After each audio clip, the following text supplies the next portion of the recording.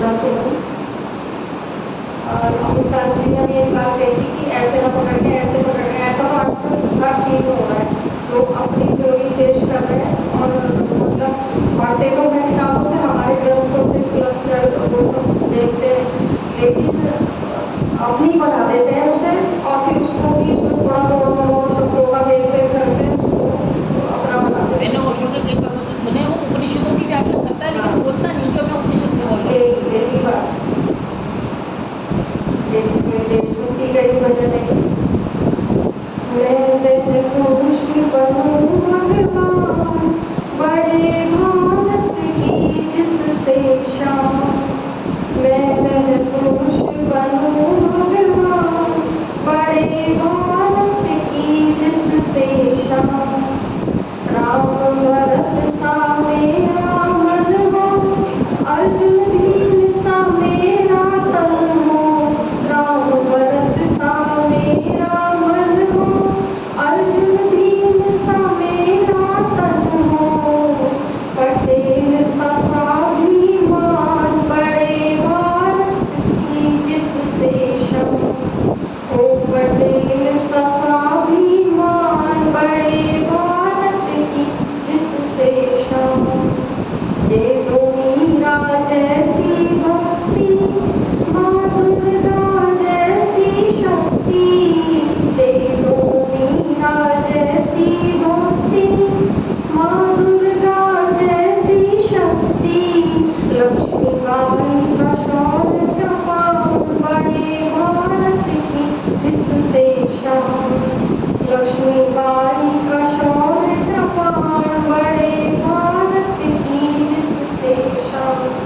मैं खुश बनूं भगवान बड़े भारत की जिससे शान। दिल से हर खौफ मिटा दो, प्रभु वीर सुभाष बना दो। दिल से हर खौफ मिटा दो, प्रभु वीर सुभाष बना दो। निकले वतन की खातिर जान बड़े भारत की जिससे शान। निकले वतन की खातिर प्राण बड़े भारत की जिससे शान। मैं खुश बनूं भगवान बड़े भारत की जिससे शान। हे भगवान जगत के मालिक, मेरे देश में हो खुशहाली। हे भगवान जगत के मालिक, मेरे देश में हो खुशहाली। हो परदेश में आदर मान बड़े भारत की जिससे शान। हो परदेश में आदर मान बड़े भारत की जिससे शान। लक्ष्मीबाई का शौर्य प्रमाण बड़े भारत की जिससे शान। मंगल कांड सा हो स्वाभिमान बड़े भारत की जिससे शान। मैं पुरुष बनूं भगवान बड़े भारत की जिससे शान। निकले वतन की खातिर प्राण बड़े भारत की जिससे शान। धन्यवाद।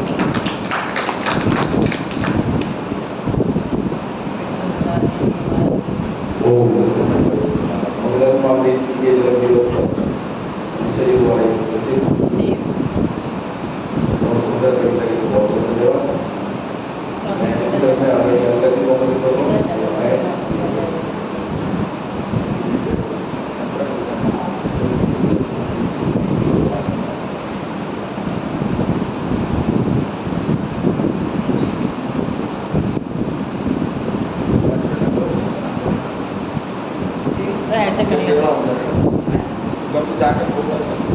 नहीं, ये लोग हो गया काम।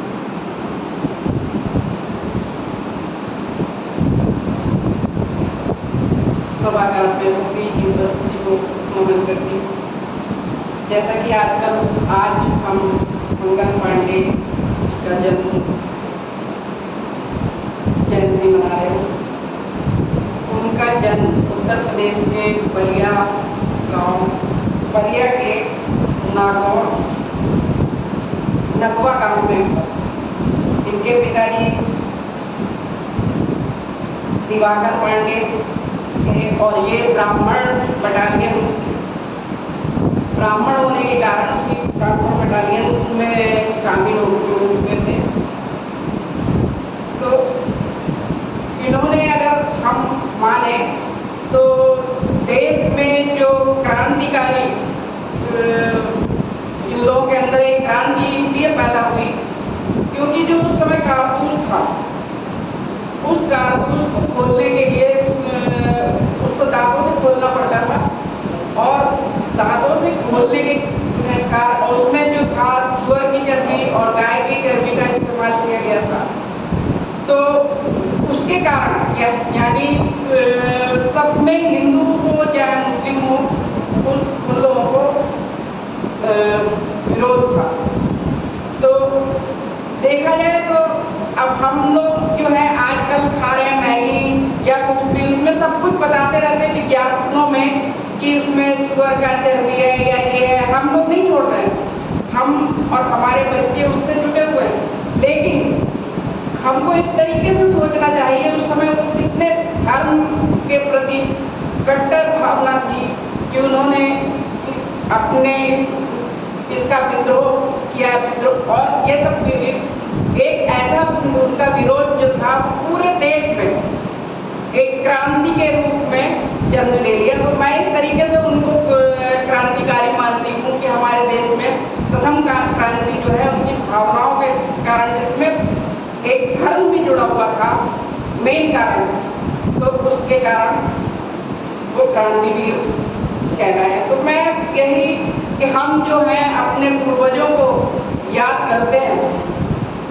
तो इन कथाओं को भी जाने, उनके भावों को जाने और अपनाएं, अपनी संतानों को वही दें। तो एक गीतिका जो है वो इन्हीं भावों को समर्पित है। बुझ न जाए आग दिल की, बुझ न जाए आग दिल की, जो निभाने के लिए देश ही है धर्म पहला, देश ही है धर्म पहला, क्रांति ढाने के लिए है नमन बलिदान उनको, है नमन बलिदान उनको, कर गए निस्वार्थ जो धर्म उनका, कर्म उनका, जान लुटाने के लिए। एक धुन कल्याणकारी, एक धुन कल्याणकारी, जागरण जग जीवित, भाव ऊर्जित सत्य साधे साथ पाने के लिए, भाव ऊर्जित सत्य साधे साथ पाने के लिए। मर्म मानव कर्म का फिर, मर्म मानव कर्म का फिर, जानेंगे हम सभी, आज जीते वक्त वो फिर, आज जीते वक्त वो फिर, देश छाने के लिए, देश छाने के लिए। चल चले निज हिंद को फिर, चल चले निज हिंद को फिर, हम जगा दे साध कर, सत्य शाश्वत की सनातन लो जगाने के लिए। देशद्रोही नष्ट करते, देशद्रोही नष्ट करते, हम हमारे निज वतन, किस जैसे ताकते वो घर लुटाने के लिए। हो न खंडित भारती,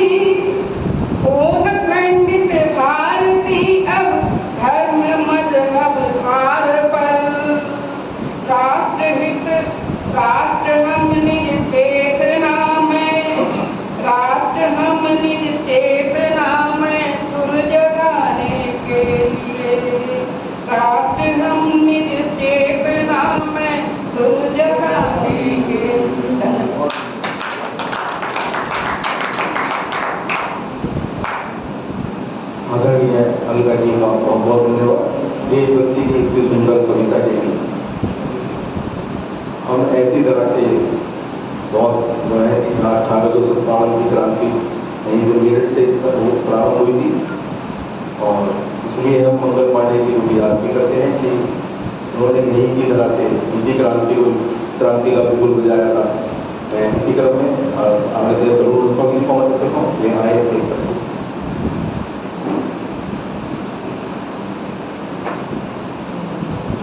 सभी को प्रणाम करते हो।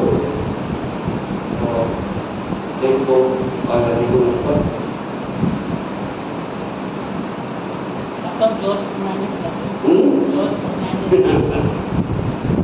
भारत की यह शान तिरंगा, भारत की यह शान तिरंगा हम सबका अभिमान तिरंगा, जब तक तन्ने प्राण रहेंगे डूबने नहीं देंगे तिरंगा। वीर शहीदों के बलिदान व्यर्थ नहीं हम जाने देंगे। हंसते हंसते जो चढ़ गए फांसी उनके गाथाएं गाते रहेंगे। सुने तराने आजादी के गीत में हम गाएंगे। हुए शहीद जो देश की खातिर उनको सिर झुकाएंगे। अगर जरूरत आन पड़ी तो कर देंगे बलिदान सभी। देश को लौटने को है तैयार सभी। बड़े जतन से मिली आजादी, बड़े जतन से मिली हमें आजादी की शान है। लाखों फांसी झूले थे भारत के जवान है। क्या बूढ़े क्या बच्चे लड़े थे सीना खान, समय मिलकर गाया था वंदे मातरम गान।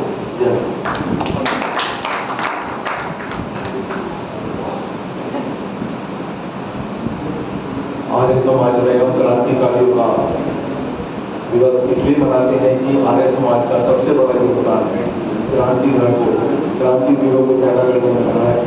जितने क्रांतिवीर जहाँ बने चाहे किसी समाज में बने हो, चाहे वो हैदराबाद के मोर्चाओं या अन्य आंदोलन हो, आर्य समाज का सबसे बड़ा उसमें योगदान रहा है। तो मैं ऐसे क्रांतिवीर को नमन करता हूँ। मैं इसी क्रम में आदरणीय नंदिनी दास को भी आमंत्रित करता हूँ।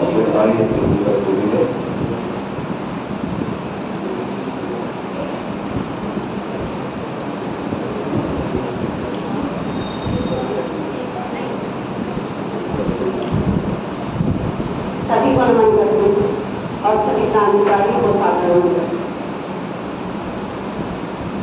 कि हमने ऐसे ही नहीं पाई आज़ादी, हमने ऐसे ही नहीं पाई आज़ादी। लाखों शहीद हुए, हजारों चढ़े फांसी, हजारों शहीद हुए, हजारों चढ़े फांसी। इनकी शहादत को हमें भूलना नहीं होगा, इनकी शहादत को हमें भूलना नहीं होगा। फांसी पर जो चढ़े, फांसी पर जो चढ़े उन्हें भूलना नहीं होगा, फांसी पर जो चढ़े उन्हें भूलना नहीं होगा। हर वक्त रखते थे जो सीने पे तिरंगा, हर वक्त रखते थे जो सीने में तिरंगा। देखिए उन्होंने जान पर झुकने ना दिया तिरंगा, देखिए उन्होंने जान पर झुकने ना दिया तिरंगा। करता है याद आज फिर से वतन उनको, करता है याद आज फिर से वतन उनको। आकर बचा लो आज फिर तुम अपने समय, आकर बचा लो आज तुम फिर अपने वतन। उठा रहा है सिर देखो दुश्मन यहाँ, उठा रहा है सिर देखो दुश्मन यहाँ। फिर बनो आजाद भगत सिंह हुई यहाँ। हमने ऐसे ही नहीं पाई आज़ादी।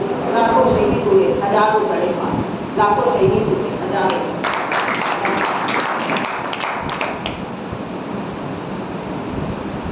आदरणीय जी का बहुत बहुत धन्यवाद जो कविता के माध्यम से उन्होंने क्रांतिवीर मंगल पांडे को अपनी स्मृति दी। मैं इसी क्रम में आदरणीय कपूरिया जी को आमंत्रित करता हूँ जो आए।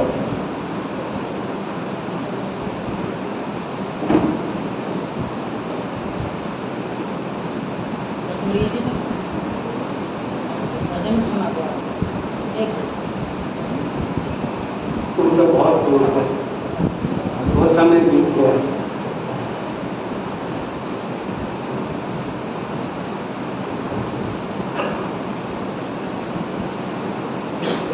आर्य समाज में उपस्थित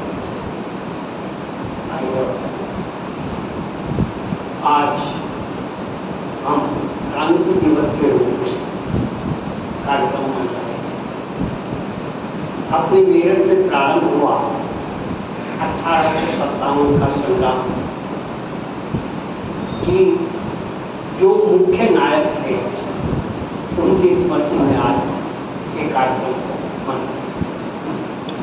कहते हैं ना कभी कभी हम लोगों को स्टपनी का काम करना पड़ता है, क्योंकि अभी हमारे जो मुख्य वक्ता हैं वो आए नहीं हैं। समय को भी भरना है, उस समय को देखते हुए कि बनेगा बकरा भी बनेगा बनेगा तो बुला ले जाते समय अनुसार, क्योंकि बिना सोचे समझे आके खड़े हो जाना वो अपने आप में एक अलग विचार होता है। और एक पढ़ करके आकर के और उस विषय पर अध्ययन करके कहने के लिए एक अलग विचार, क्योंकि जो अचानक बोला जाता है तो कहीं ना कहीं त्रुटियाँ अवश्य हो जाती हैं, चाहे कितना भी प्रयास करेगा। अध्यापक होने के नाते भी हमसे भी बहुत गलतियाँ होती हैं जब तक हम बच्चों को पढ़ाने के लिए पहले पढ़ करके न जाए। वही स्थिति आज की। खैर फिर भी जब खड़े होंगे तो कुछ न कुछ कहेंगे। मेरठ को यदि हम देखते हैं प्रारंभ से आज तक, मेरठ में समय समय के अनुसार क्रांति रही है, चाहे वो त्रेता युग रहा, चाहे वो द्वापर युग रहा, मेरठ पीछे नहीं रहा। हर दृष्टि में देखेंगे तो यहाँ पर चाहे वो मंदोदरी के को लेकर के, चाहे हम पांडवों और कौरवों को लेकर के हम यहाँ एक अध्ययन करें तो मेरठ कभी भी पिछड़ा हुआ नहीं रहा। मेरठ का भी नाम अलग अलग हिसाब से चलता रहा, समय अनुसार परिवर्तन होता रहा, अंत में आकर के मेरठ के नाम से हमको। और देखा जाए तो अंग्रेजों ने इसमें मेरठ शब्द करा था, मेरठ नहीं था। परंतु फिर भी यहाँ पर जब अंग्रेजों ने अपना राज्य प्रारंभ किया तो यहाँ पर उन्होंने अपनी बटालियन बनाई, जिसका नाम गोरी पलटन था। और भारतीयों की जो थी उस पलटन का नाम काली पलटन के नाम से रखा है। और जहाँ आज ओवरनाथ मंदिर है वो कभी गढ़ हुआ करता था काली पलटन का, यह मंदिर था। यहाँ पर एक साधु रहा करते थे, अनजान नाम कुछ भी उस समय नहीं था। परंतु यदि हम थोड़ा सा इतिहास के प्रश्नों में जाते हैं तो पता लगता है कि वो ओवरनाथ और कोई नहीं, स्वामी दयानंद थे। परंतु इतिहासकार कुछ लोग उसको झूठा भी बताते हैं। परंतु क्योंकि हमारे देश के अंदर इतिहासकार जितने भी आए हैं आज तक देखेंगे तो सब पर कम्युनिस्टों का या मुगलों का प्रभाव रहा है, जिससे सारे इतिहास को उलट पुलट कर दिखा है। हम थोड़ी सी बात को देखें, हमें हर जगह बता दें कि हम हारे, सब युद्धों में हारे, परंतु इस भारतवर्ष में 100 कुछ जो युद्ध हुए हैं उनमें किसी एक भी युद्ध में कभी नहीं हारा। अगर कभी हारे हैं हम तो हम राजनीतिक बेंचों पर बैठ कर क्या, युद्ध में कभी नहीं आते। कभी का इतिहास उठा के देंगे, जैसे अभी कहा जाता है कि महाराणा प्रताप हल्दी घाटी में हार गए। अगर महाराणा प्रताप अगर हल्दी घाटी में हार गए होते तो इतना बड़ा साम्राज्य कैसे खड़ा हो गया? क्यों नहीं मुगल उसको हत्या पाए? सारा मेवाड़ वैसा का वैसा था, बर्तन पड़ा। और जब उनकी और देखा जाए तो महाराणा प्रताप के साथ 57 युद्ध हुए, कुल 57 युद्ध हुए, एक बार भी कभी भी सामने अकबर नहीं आया, एक बार भी। और कभी भी जब लड़ाया तो वर्सेस हिंदू को हिंदू से लड़ाया, राजपूतों को राजपूतों से लड़वाया, चाहे भले कुछ स्थिति नहीं हो। और उससे जो एक हमारी और इतिहासकार गलत कहते हैं कि भारत गुलाम रहा है 7.5 साल, परंतु मुझे इतिहास का एक भी प्रश्न ऐसा बता दीजिए कि भारत कभी गुलाम रहा। इन 750 वर्षों में एक, चाहे हमारे उस समय के हिसाब से देखें तो 629 राज्य थे हमारे देश में, कि किसी एक राज्य पर या 10 राज्यों पर 20 राज्यों पर उनका एकाधिकार रहा होगा, परंतु कभी भी पूरे भारतवर्ष को गुलाम कोई भी नहीं बना हुआ। तो इतिहास का यहीं से प्रारंभ होता है कि हम कहते हैं कि साहब गुलाम में गुलाम कब रहे? गुलाम तो आज है, मन से आज भी गुलाम है हम कोई आज़ाद नहीं है आदमी। आज जो अंग्रेज छोड़ रहे हैं सब अंग्रेज में घुसे जा रहे हैं, पाश्चात्य सभ्यता में चले जा रहे हैं, परंतु वहाँ के लोग हमारी सभ्यता में आ रहे हैं। हम लोग उनकी सभ्यता को चाहे खान पीन हो, चाहे रहन सहन हो, चाहे पहनावा हो, मैं भी उसमें शामिल हूँ, मैं भी उससे अलग नहीं हूँ। तो हम आज भी हमारी जो मानसिकता है वो गुलामी होती है। खैर उस बात को पीछे छोड़ते हुए यदि हम आगे की ओर बढ़ते हैं तो उस समय जब अंग्रेजों ने यहाँ पर राज्य किया और तय हुआ कि 31 मई को युद्ध प्रारंभ होगा, क्रांति की ज्वाला जो चलेगी वो 31 मई को प्रारंभ होगी और उसका सारा संदेश रोटी और कमल के रूप में सारे राज्यों में इस बात का हो सब इसी तैयारी में थे। परंतु अचानक वातावरण बदल गया, उसमें गलतियां दोनों होती हैं। अगर हम देखें तो इतिहासकारों के साथ मिलकर के यहाँ भी गलतियाँ हुई और हमारे अपने लोगों की भी यहाँ गलतियाँ हुई कि हमने उस युद्ध को एक छोटी सी चिंगारी के रूप में पहले प्रारंभ कर दिया। यदि हम इतिहास के प्रश्नों को देखें तो हमने उसे पहले प्रारंभ कर दिया और यहाँ पर जब प्रारंभ हुआ और वो जब वहाँ पर जो साधु थे जिनको हम कोगल कहते थे, वो पानी पिलाया करते थे। मुस्लिम आते थे उनको पानी पिलाते थे। उस समय जो क्या रहे चमड़े की जो वो हुआ करती थी तो उसके माध्यम से पानी इकट्ठा होता था। घड़े बड़े बाद में आने प्रारंभ हुए तो उस समय जब पानी पिलाते थे मुसलमान कहते थे सूअर की चर्चा जाती जैसे आप जानते थे आप जिसको खोलते हैं। तो हिंदू आए तो उनको गाय की चर्चा वास्तविकता थी या नहीं थी ये तो अभी आज तक इतिहासकार भी नहीं बता पाए। अपने आप में संदिग्ध बात रही, जो भी रहा बहरहाल इस बात दोनों को उकसाते रहे और उस समय कहीं भी ऐसा वातावरण नहीं था कि मुसलमान या हिंदू अलग अलग है, मिल करके चलने के क्रम पर आती है। आप देखेंगे उस समय के अगर युद्धों को हम देखें तो बहुत सारे मुसलमान चाहे लक्ष्मीबाई की बहुत रही हो या नाना फडणवीस के साथ रहना चाहते हैं, टोटे के साथ रहे, तो लोगों ने मुसलमानों को साथ चाहे पानीपत का युद्ध रहा हो, कोई सा भी युद्ध लीजिए, क्रांतिकारियों में लीजिए, बहुत से मुस्लिम क्रांतिकारी इस देश को आज़ाद कराने में 5 लाख क्रांतिकारियों का बलिदान हुआ है। कब जाकर के हम लोग आज़ाद हुए। यदि हम इतिहास के प्रश्नों को देखें तो लक्ष्मीबाई के युद्ध में जो लक्ष्मीबाई के साथ युद्ध हुआ पूरे इतिहास के जितना भी भारतवर्ष का इतिहास है सबसे ज़्यादा अगर कोई कटा है तो लक्ष्मीबाई के युद्ध में कटा है और लक्ष्मीबाई के साथ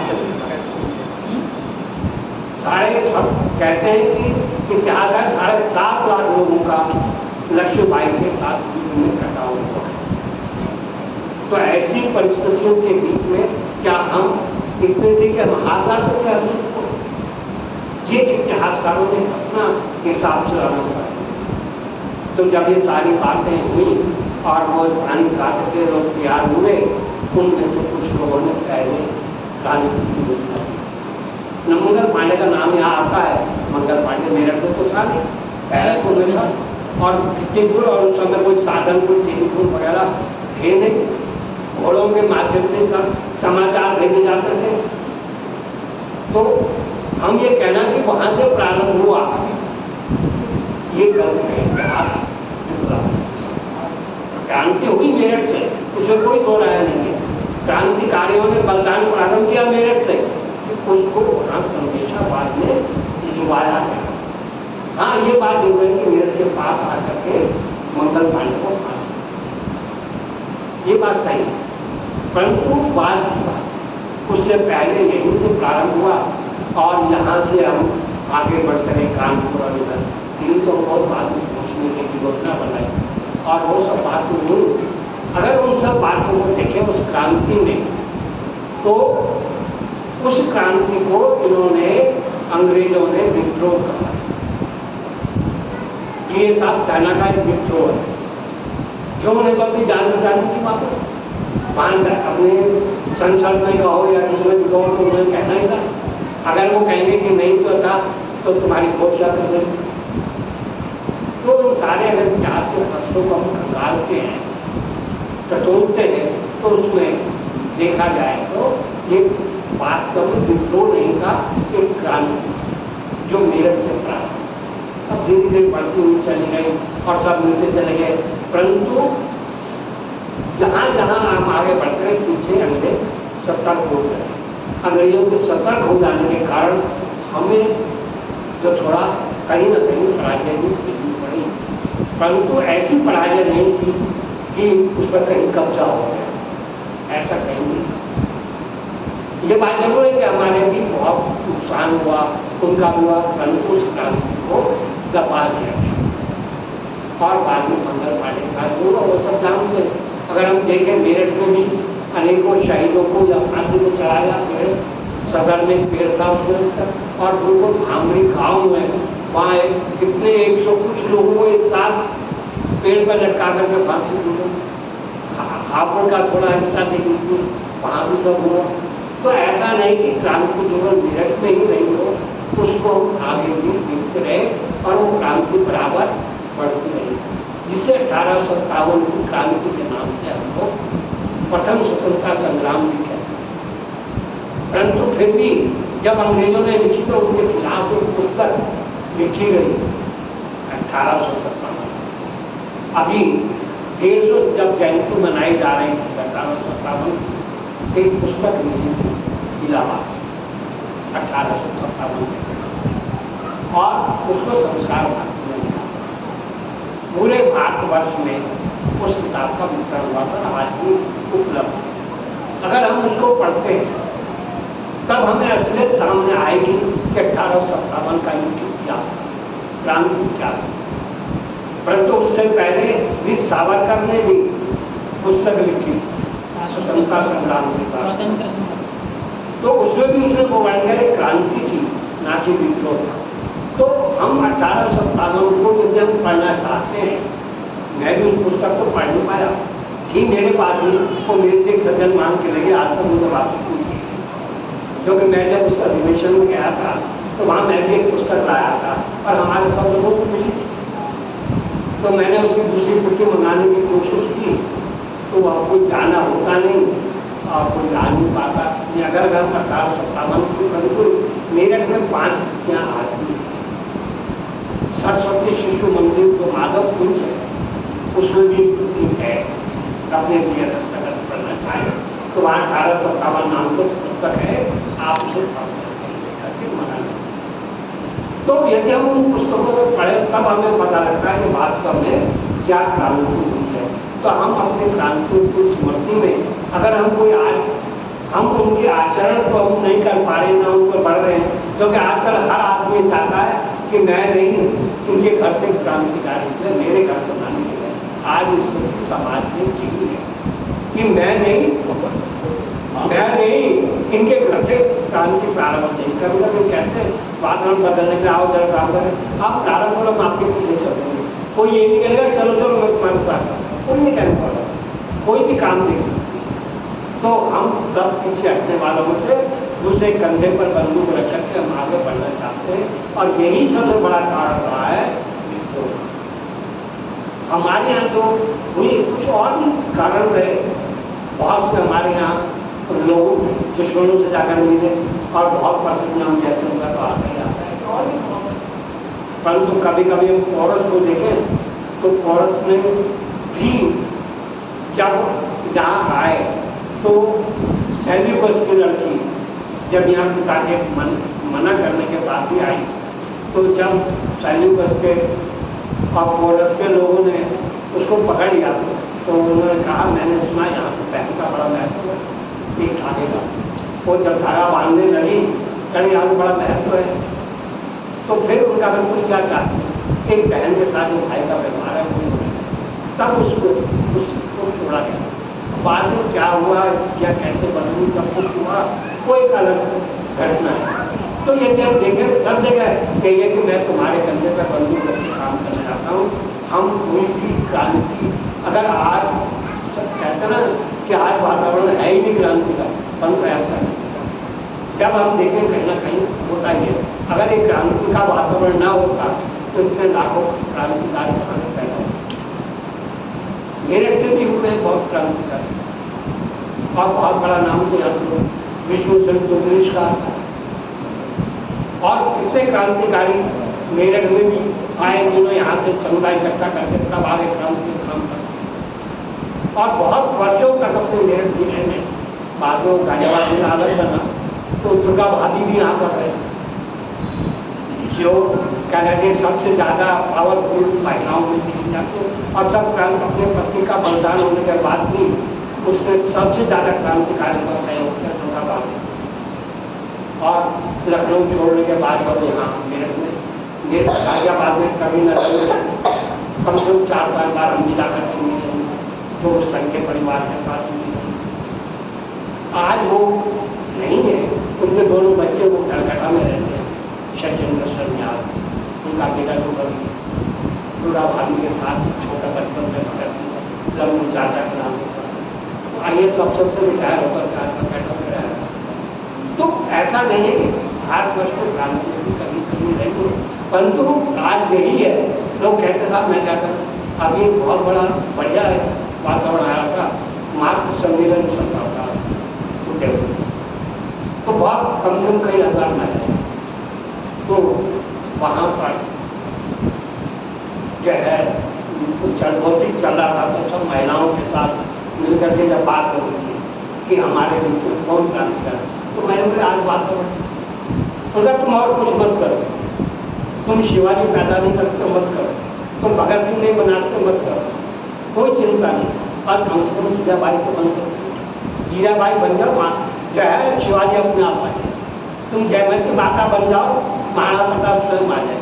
इस प्रकार का वातावरण करके उन्होंने कहा, तब जाकर के कुछ लोग खड़े होने की स्थिति में कितने 1% तो ऐसा वातावरण है आज की स्थिति में, और हम कल्पना करते परंतु फिर भी यदि हम देखें एक बात जरूर है आज भी भारतवर्ष के खून में कि जब भी कोई समय आता है, चाहे कितना भी विरोध हो, कुछ न कुछ लोग खड़े जरूर होते हैं। और आज भी राम मंदिर के बारे में कितनी चर्चाएं होंगी, आज भी कुछ लोग खड़े हैं, ऐसा नहीं है कुछ और तो क्या होगा वो समय बताएगा, परंतु आज भी खड़े होते हैं लोग। ऐसा नहीं कि क्रांति में आज भी नहीं हो सकती ऐसी क्रांति, यह असंभव वाली शब्द हमारी भारतवर्ष की दुश्मनी में है। भले वातावरण देर लगती हो, परंतु हम खड़े होते हैं। इसलिए इसी शब्दों के साथ मैं आज उनको स्मरण करते हुए अपनी बात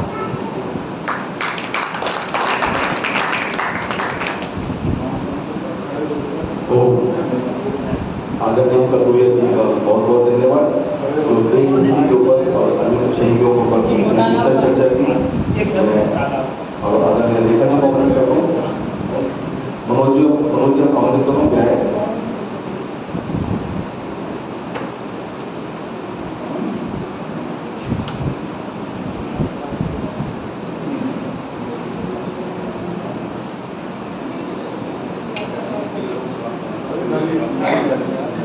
ऐसे कर देंगे।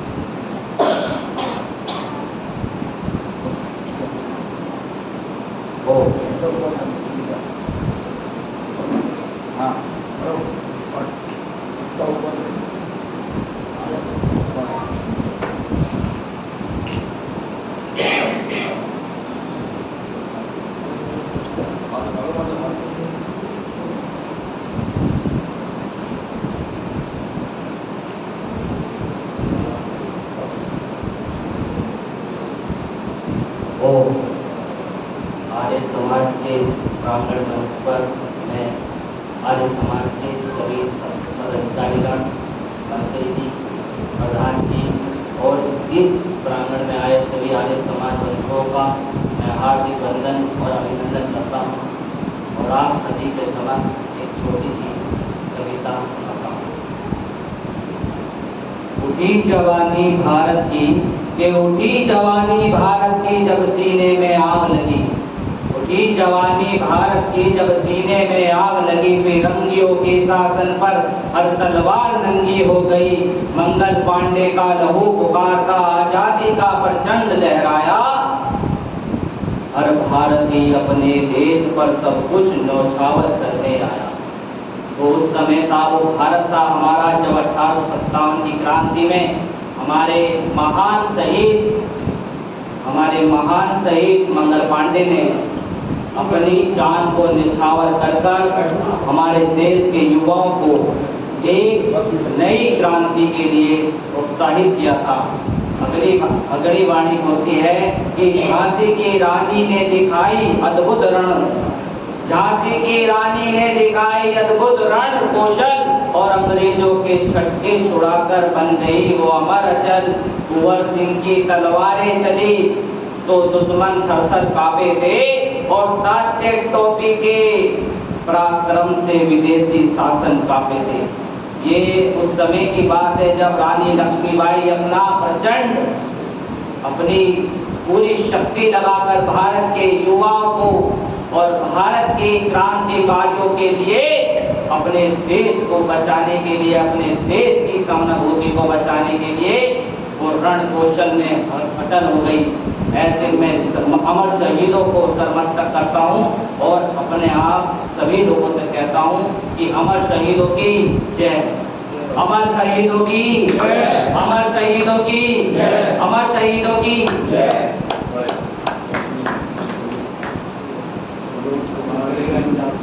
बहुत बहुत धन्यवाद आदरणीय मनोज जी का। बस देशभक्ति की ऐसी जोर लगाई तुम बोल के अभी 2-4 पैसे काट हो जाएगा पाकिस्तान में। चलो, जैसे कि आपको विदित है, आज ये कार्यक्रम के तहत आए मंच पर अपना स्थान लें। कलकट ध्वनि श्रवण का स्वागत।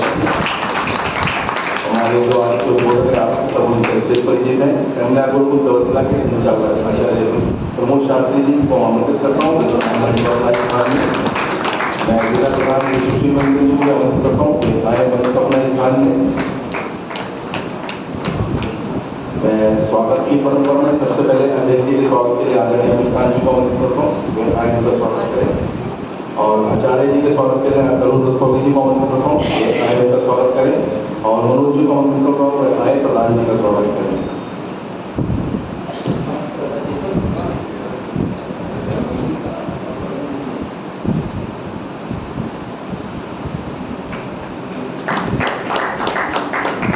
जोर से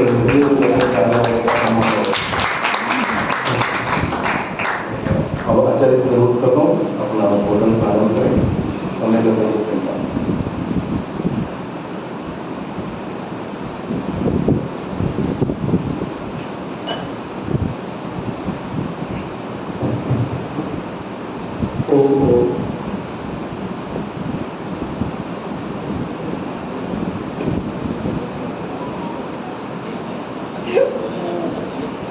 आइए एक बार सभी थोड़ा सा चेतन होकर के बैठे, वेद की पवित्र ऋचाओं के साथ अपनी वाणी और हृदय को करेंगे।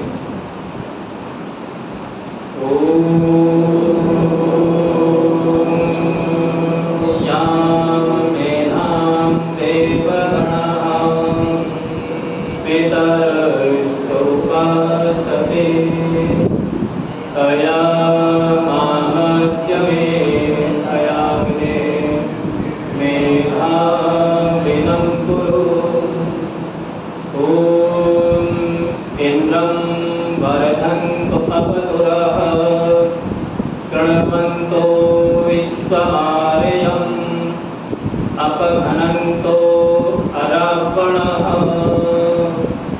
ॐ असतो मा सद्गमय तमसो मा ज्योतिर्गमय मृत्योर्मा अमृतं गमय। ॐ शान्ति शान्ति शान्ति। बहुत ही आदर और सम्मान के योग्य भारतवर्ष के सुप्रसिद्ध आर्य समाज महर्षि दयानंद सरस्वती जी महाराज के कर कमलों से भारतवर्ष में जिन समाजों की स्थापना की गई उनमें मेरठ की समाज भी अपना एक गौरवशाली अतीत और इतिहास रखती है। इस गौरवशाली अतीत और इतिहास के इस संगम के आज के ऐतिहासिक पर्व के इस सत्र की अध्यक्षता कर रहे समाज सुरक्षा जी, बाएं हाथ पर उपस्थित जिला आर्य प्रतिनिधि सभा और आर्य समाज बुढ़ाना द्वार के माननीय अध्यक्ष समाजनीय बंसल जी, बहुत ही कुशलता के साथ इस सभा का संचालन कर रहे समाजनीय मंत्री जी, कोषाध्यक्ष महोदय, अनन्य आर्य महानुभावों, श्रद्धेय वंदनीय योग्य मातृ। आज वास्तव में ही बड़ा ऐतिहासिक पर्व, और ये पर्व समर्पित है भारत माता के उस वीर सपूत को जिन्होंने आधुनिक इतिहासकारों की भाषा में कहें तो प्रथम भारतीय स्वतंत्रता संग्राम की वो गोली दाग करके स्वतंत्रता का सिंहनाद किया। बहुत बढ़िया एक शेर किसी कवि ने लिखा था, बड़ा प्रिय है मुझे, कई बार उसकी चर्चा मैं करता हूँ। कवि ने लिखा था कि तुम न समझो कि ये आजादी हमें यूं ही मिली है, तुम न समझो कि ये आजादी हमें यूं ही मिली है, हर कली इस चमन की कुछ खून पीकर ही खिली है, हर कली इस चमन की कुछ खून पीकर ही खिली है, बिछ गए दीवार में नींव के नीचे गड़े हैं, बिछ गए दीवार में नींव के नीचे गड़े हैं, स्वतंत्रता के ये महल अपने उन बलिदानियों की छाती पर ही तो खड़े हैं, आजादी के ये महल अपने उन बलिदानियों की छाती पर ही तो खड़े हैं।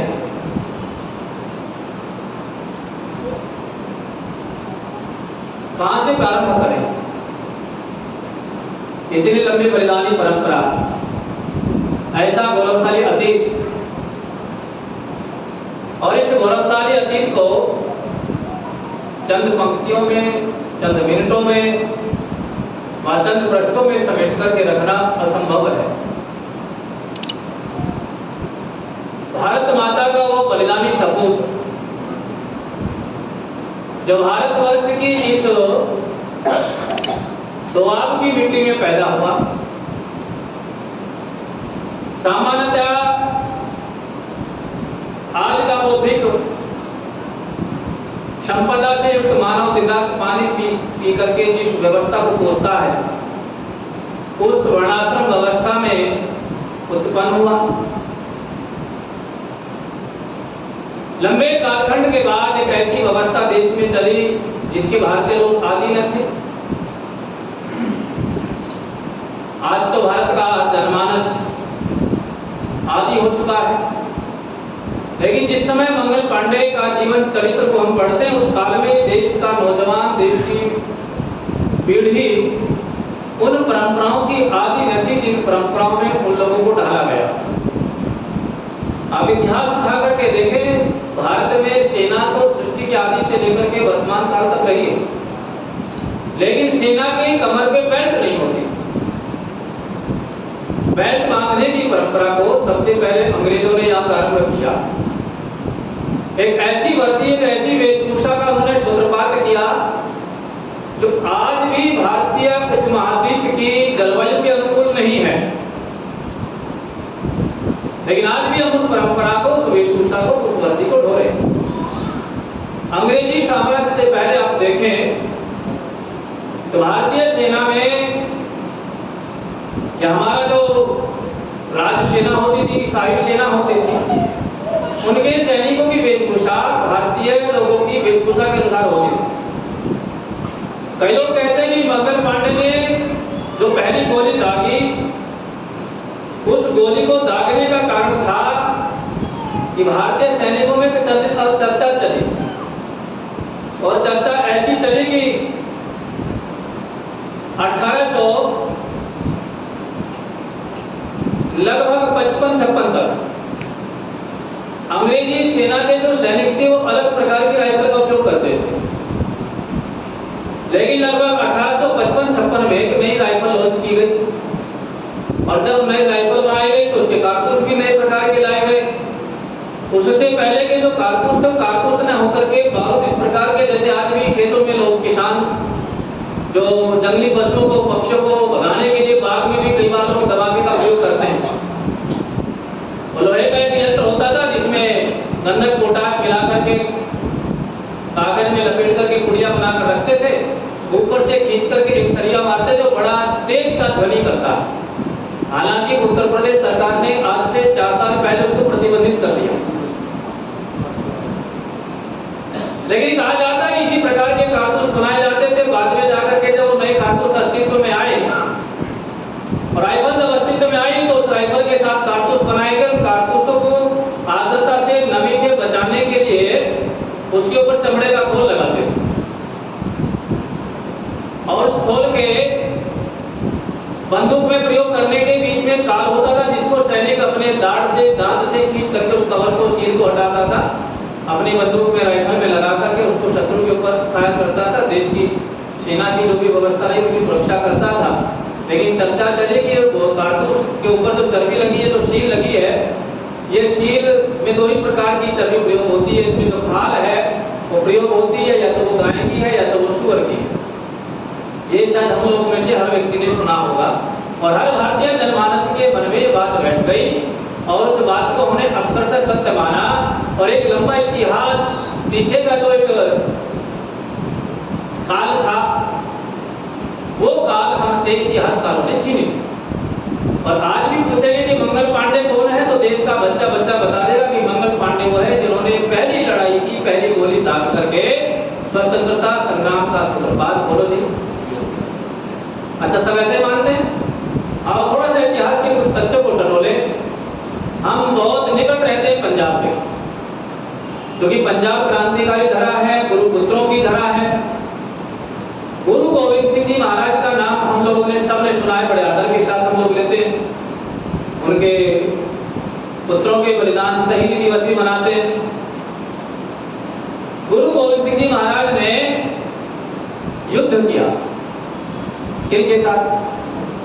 मुगलों के साथ, मुसलमानों के साथ। उनके 2 बेटे युद्ध में बलिदान हो गए, 2 बेटे सरहिंद की दीवारों में चिनवा दिए गए। कारण क्या रहा? कारण धार्मिक प्रताड़ना। और ये धार्मिक प्रताड़ना का जो इतिहास है उसको बड़ी चालाकी के साथ में भारतीयों के मन मस्तिष्क से निकाल दिया गया। और वो इतिहास, जिस इतिहास में क्रूरता की सारी हद पार कर दी। और कई बार तो हम लोग भी यहाँ मंच से कहते हैं, खुले मंच से, ये जो देश की आज दुर्गति है या विश्व की जो आज दुर्गति हो रही है, सारा विश्व जो अपने मूलभूत संसाधनों से जूझ रहा, जो अपनी मौलिक आवश्यकताओं को लेकर के द्वंद्व करने को तैयार है, लेकिन कोई कारण है कि जिनके कारण को बोलने को तैयार नहीं हो पा रहा। इस सारे संसार में समस्याओं के 3 ही कारण हैं। पहला कारण है इस्लाम की क्रूरता। उनके यहाँ जो सजा का प्रावधान है, उनके यहाँ जो आतंक की पराकाष्ठा अकल्पनीय है। जितना भी कोई व्यक्ति हिंसक हो सकता है, हमारे मन मस्तिष्क में जब शत्रु के लिए हिंसा की कोई उच्च कोटि की स्थिति पैदा हो सकती है, वहां से इस्लाम में हिंसा प्रारंभ हो। हम कल्पना नहीं कर सकते किसी व्यक्ति को जिससे हमारी कोई मूलभूत शत्रुता नहीं है, लकड़ी के 2 पट्टों के बीच में बांधा जाए, लकड़ी चीरने वाले आरा को 2 व्यक्ति पकड़े और सिर से लेकर के और जंघाओं के बीच भाग तक का उस व्यक्ति को लकड़ी की तरह आरा से चीर। लेकिन ऐसा हमारे पूर्वजों के साथ किया। हम कल्पना नहीं कर सकते हम किसी व्यक्ति को रुई के अंदर लपेट दे, हाथ पैर बांध करके, और रुई जिसमें आग बड़ी धीमा धीमा चलती है। लेकिन हमने पढ़ा कि हमारे देश में कुछ मुट्ठी भर लोग विदेश से आए, हमारे पूर्वजों को भयभीत और प्रताड़ित करने के लिए उन्होंने हमारे देश के उस जननायक को, जिसके ऊपर देश की बहुत बड़ी प्रजा भरोसा करती है, उसको आदर्श मानती है, उसको रुई के अंदर लपेटा और उसके अंदर आग। बोलो, हम कल्पना नहीं कर सकते कि कभी हम भी ऐसा कर सकते हैं अवसर लगने के बाद कि जो हमारा सबसे प्रमुख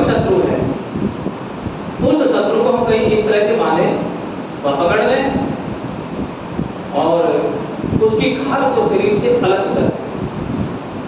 पशु की हो जाती है, बकरा की, कटरा की, भैंस की हो जाती है, लेकिन मानव की त्वचा को मांस से अलग करना सामान्यतः मुश्किल है। हमारी भी कई बार चोट लगती है तो त्वचा छिल जाती है, क्योंकि हमारी मानवीय त्वचा की परतों में और पशुओं की परत में मूलभूत अंतर है। प्रकृति की कुछ संरचना ऐसी है, लेकिन हमने पढ़ा इस देश में इस्लामिक आतंकवादियों ने, आक्रांताओं ने इस हमारे देश में पैदा हुआ है, हमारे महापुरुषों के साथ में बोलो ऐसा बोलो जी। और वो गाल गया मुगल का।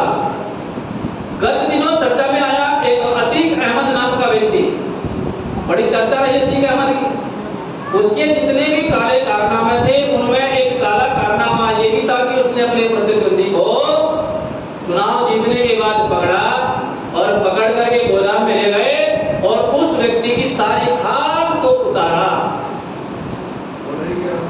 और मांस के पिंड को ले जाकर के उसके घर के सामने बोलो जी। इस्लामिक जो क्रूरता है उसकी कोई दुनिया में मुकाबला कर। एक तो संसार इस्लामिक क्रूरता के कारण आज भी और प्राचीन काल में भी दुखी रहा। उन्हीं के भाई है ईसाई, ये क्रूर है, वे धूर्त है। उनकी धूर्तता के चलते सारे संसार में अशांति है। उनका एक ही लक्ष्य है कि संसार के सारे संसाधनों को अपने अधिकार में ले लो। जल, जंगल, जमीन, जितने भी मूलभूत आवश्यकताएं हैं, संसाधन हैं, जिस देश में जो भी संसाधन है उस संसाधनों पे कब्जा कर लो। जिसके पास तेल है वहां का तेल छीन लो, जहां सोना हीरे जवाहरात है वो छीन लो, और जिनके पास बुद्धि है बोलो जी। भारत में क्या था? बुद्धि थी, और उसी बुद्धि को उन्होंने क्या किया? छीन लिया। इसलिए मैं निवेदन कर रहा था कि मंगल पांडे जिस समय 22 वर्ष की आयु में बंगाल इन्फेंट्री में सैनिक के रूप में भर्ती होते हैं, क्योंकि भारतीयों के लिए एक नया अनुभव था। पैसा कैश मिलेगा, एक ऐसी यूनिफॉर्म मिलेगी, साथ में रखने के लिए राइफल मिलेगी और पैसा भी बोलो जी। तो नौजवान खूब भर भर के भर्ती होते थे, लेकिन उन नौजवानों के मन मस्तिष्क में स्थापित किया जाता था अपने ही भारतीयों के प्रति विष।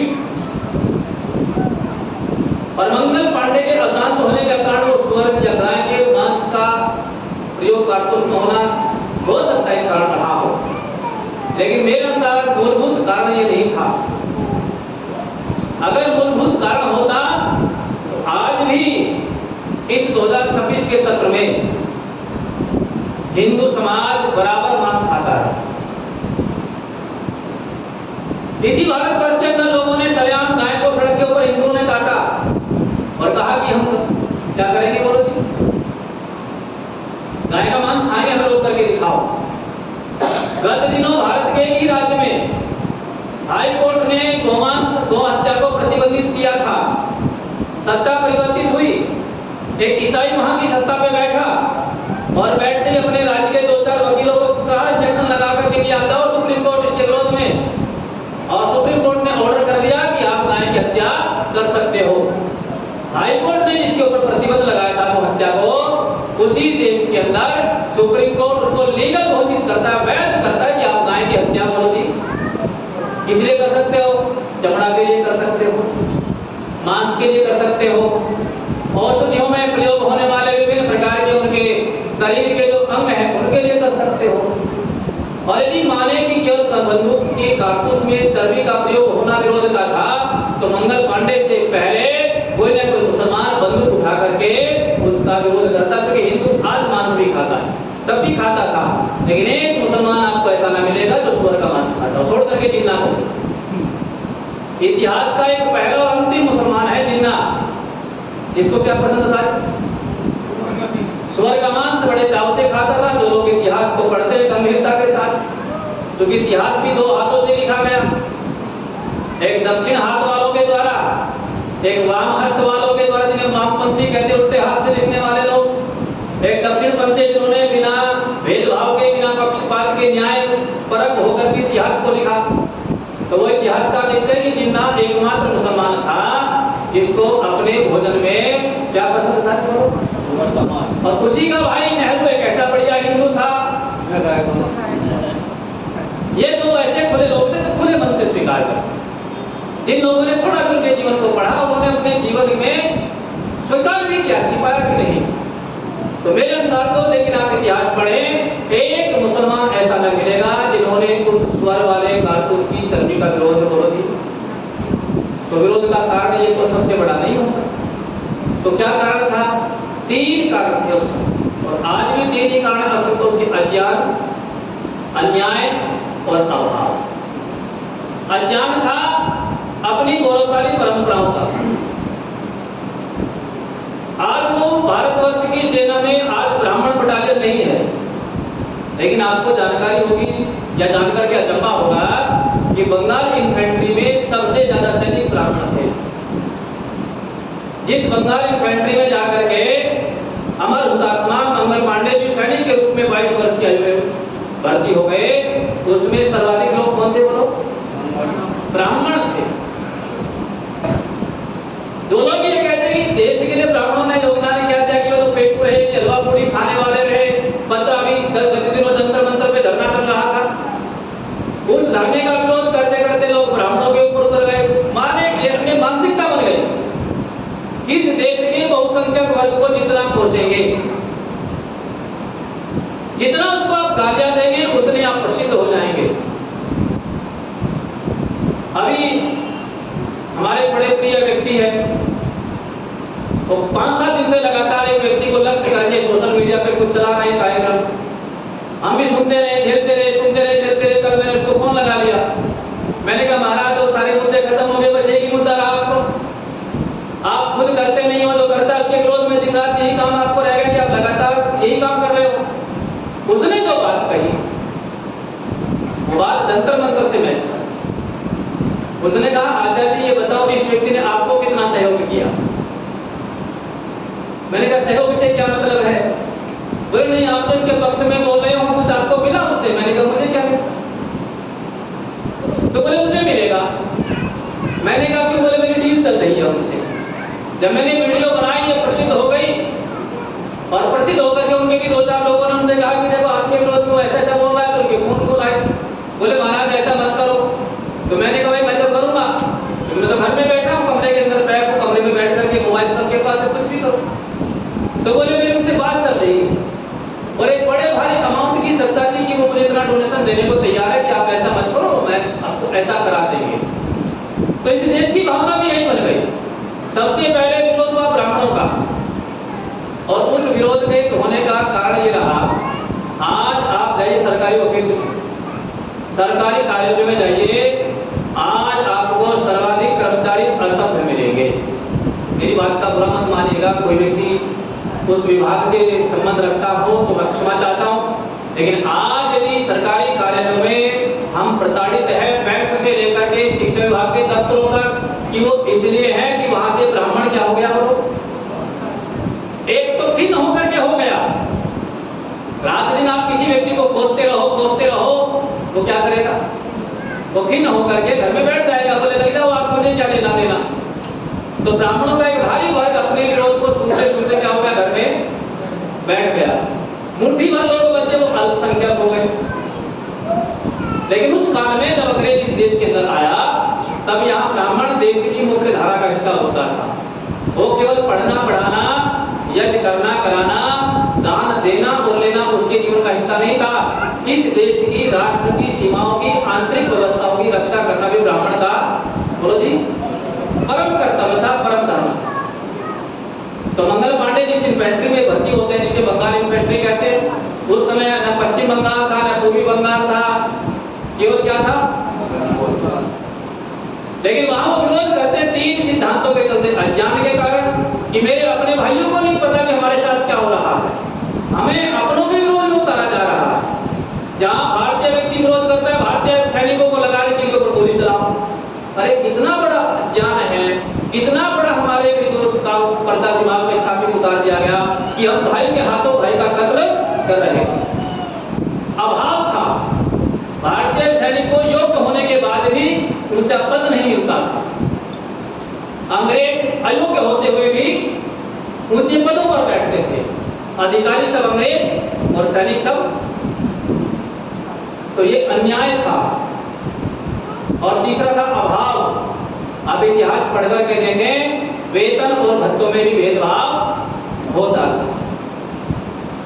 एक सैनिक जो 12 घंटे अपने घर परिवार से दूर रह करके खड़ी ड्यूटी दे के 24 घंटे सातों पैर प्रदेश की या सैनिक रह के रूप में जो अपने स्वामी की रक्षा करता, और एक व्यक्ति जो ठंडे प्रदेशों में बने स्विमिंग में रहता, कोठियों में रहता, बंगलों में रहता। आप थोड़ी दूर की बात जब नहर के किनारे चलिए, आपको हर 10-5 किलोमीटर के दायरे में एक बंगला मिल जाएगा। भले आपको खंडर हो, तो बंगले किनके लिए होते थे? ये अंग्रेज इन बंगलों में रहता था, और उस बंगले की सुरक्षा से लेकर के उनकी सारी व्यवस्था कौन करता था? मंगल पांडे जो कि ब्राह्मण था, ब्राह्मण होने के नाते उन्होंने देखा कि 3 ही मूलभूत कारण है समाज में इन सारी चीजों का: अज्ञान, अन्याय और अभाव। और आप पढ़िए, जिस समय मंगल पांडे ने पहली गोली चलाई, और पहली गोली चला करके जब उन्होंने अपने सैनिकों को पुकार करके कहा कि मारो फिरंगियों को, फिरंगियों को मारने के पीछे उनका एकमात्र था कि ये जो 3 मूलभूत कारण है ये समाप्त होने चाहिए। मंगल पांडे को पकड़ लिया गया, पहली गोली चली, एक जनरल मारा गया, दूसरा मारा गया, और जब तीसरा दौड़ कर गया, गोली नहीं चली, गोली थी नहीं, तो संगीन थी, आगे का जो चाकू उसमें राइफल में था उसके पेट में दिया। और फिर लोड करके जब कोई पकड़ने ना, तो मंगल पांडे ने प्रयत्न किया कि मैं अपना बलिदान खुद दे दूं, क्योंकि उन्हें पता कि जब अंग्रेजों के हाथ लगे तो क्रूरतम से क्रूरतम स्थिति पैदा करे। और वही हुआ मंगल पांडे के साथ। इस देश में आजादी के इतिहास को पढ़ें तो 1857 से लेकर के और 1957 तक बंधु 90 साल हमें स्वतंत्रता प्राप्त करने में लग गए। और 90 साल के इतिहास को पढ़ें तो आप पाएंगे कि 2 ऐसे भारत माता के शेर है जिनको समय से पहले अंग्रेजों ने फांसी दी। फांसी की तारीख नियत की गई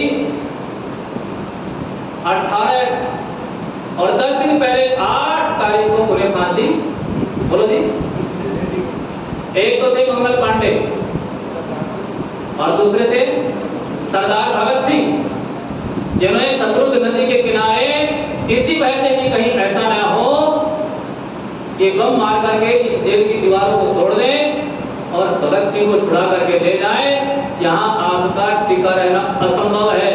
तो मंगल पांडे का भय देखें उस ब्राह्मण नौजवान का। तो लोग कहते हैं कि इस देश में ब्राह्मणों ने क्या किया।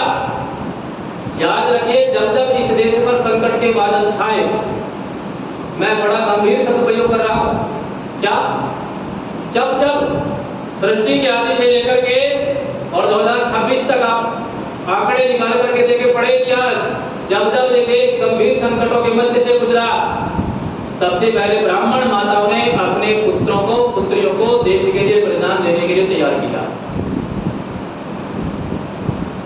आज भी यही परंपरा है। आप जाइए, सर्वाधिक IAS PCS आपको मिलेंगे तो ब्राह्मण मिलेंगे,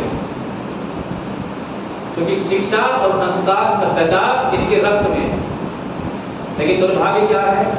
दुर्भाग्य यह है कि 47 के बाद 57 में जो संविधान लागू किया गया, उसने गुण कर्म स्वभाव को हटा करके जनगणना के ऊपर ठप्पा लगा दिया। और उस जनगणना व्यवस्था का हिस्सा ये बना कि घोड़ा घोड़ा रह गया और गधा, अब चाहे गधा चवनप्राश खाता हो और चाहे घोड़े को घास नहीं, इसीलिए हमारे यहाँ कहावत बन गई, घोड़ों को नहीं मिल रही घास और गधे खा रहे। बोलो ऐसा है कि नहीं? और इससे बड़ी विडंबना देखिए, पढ़ाया गया हमें, और आज एक प्रयोग करिएगा यहाँ से जाकर के अपने घर गूगल से 5-7 फोटो डाउनलोड करिएगा अपने मोबाइल में, और मोबाइल में डाउनलोड करने के बाद अपने बच्चों को, नाती पोतों को दिखाइएगा कि बेटा 4-5 ये फोटो है, इन फोटोज में से छांट कर बताइए मंगल पांडे का चित्र कौन सा है।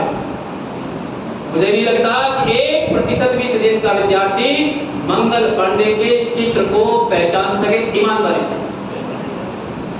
ये हमारी अपने पूर्वजों के प्रति गौरवशाली इतिहास का एक परीक्षा है। इसीलिए कभी उन्होंने लिखा था कि शहीदों की चिताओं पे लगे में हर बरस मेले, कल्पना क्या करते थे वो? उनके जब जेल के साथी पूछा करते थे तू पागल है, जेल में आ गया, फांसी चढ़ेगा, देश के लिए काम करेगा, इतना बढ़िया हट्टा कट्टा नौजवान, तुझे तो कुछ और करना चाहिए था, तुझे इसके बदले मिलेगा क्या? तो शायद उनके दिलो दिमाग में कहीं ना कोई हसरत रही होगी, तब उन्होंने लिख दिया अपने भाव को शब्द बना करके कि उन शहीदों की चिताओं पर लगेंगे हर बरस मेले, वतन पे मिटने वालों का बाकी यही निशान। अच्छा ईमानदारी से बताओ, मेरी भी पीड़ा है। ऋषिदान जी मेरठ में कितनी बार आए? बोलो जी, 9 बार। भारतवर्ष में ये भी मेरठ को गौरव है, आपको जानकारी के लिए हर्ष होगा जान करके, सर्वाधिक आगमन ऋषिदान जी का एक नगर में नहीं कई बार तो मेरठ है। और इस मंच से मैं जब आता हूं तब इस विषय की चर्चा करता हूं। लेकिन आत्मा से बताओ, हमसे कोई बाहर का व्यक्ति आकर के कहे अजमेर वाला,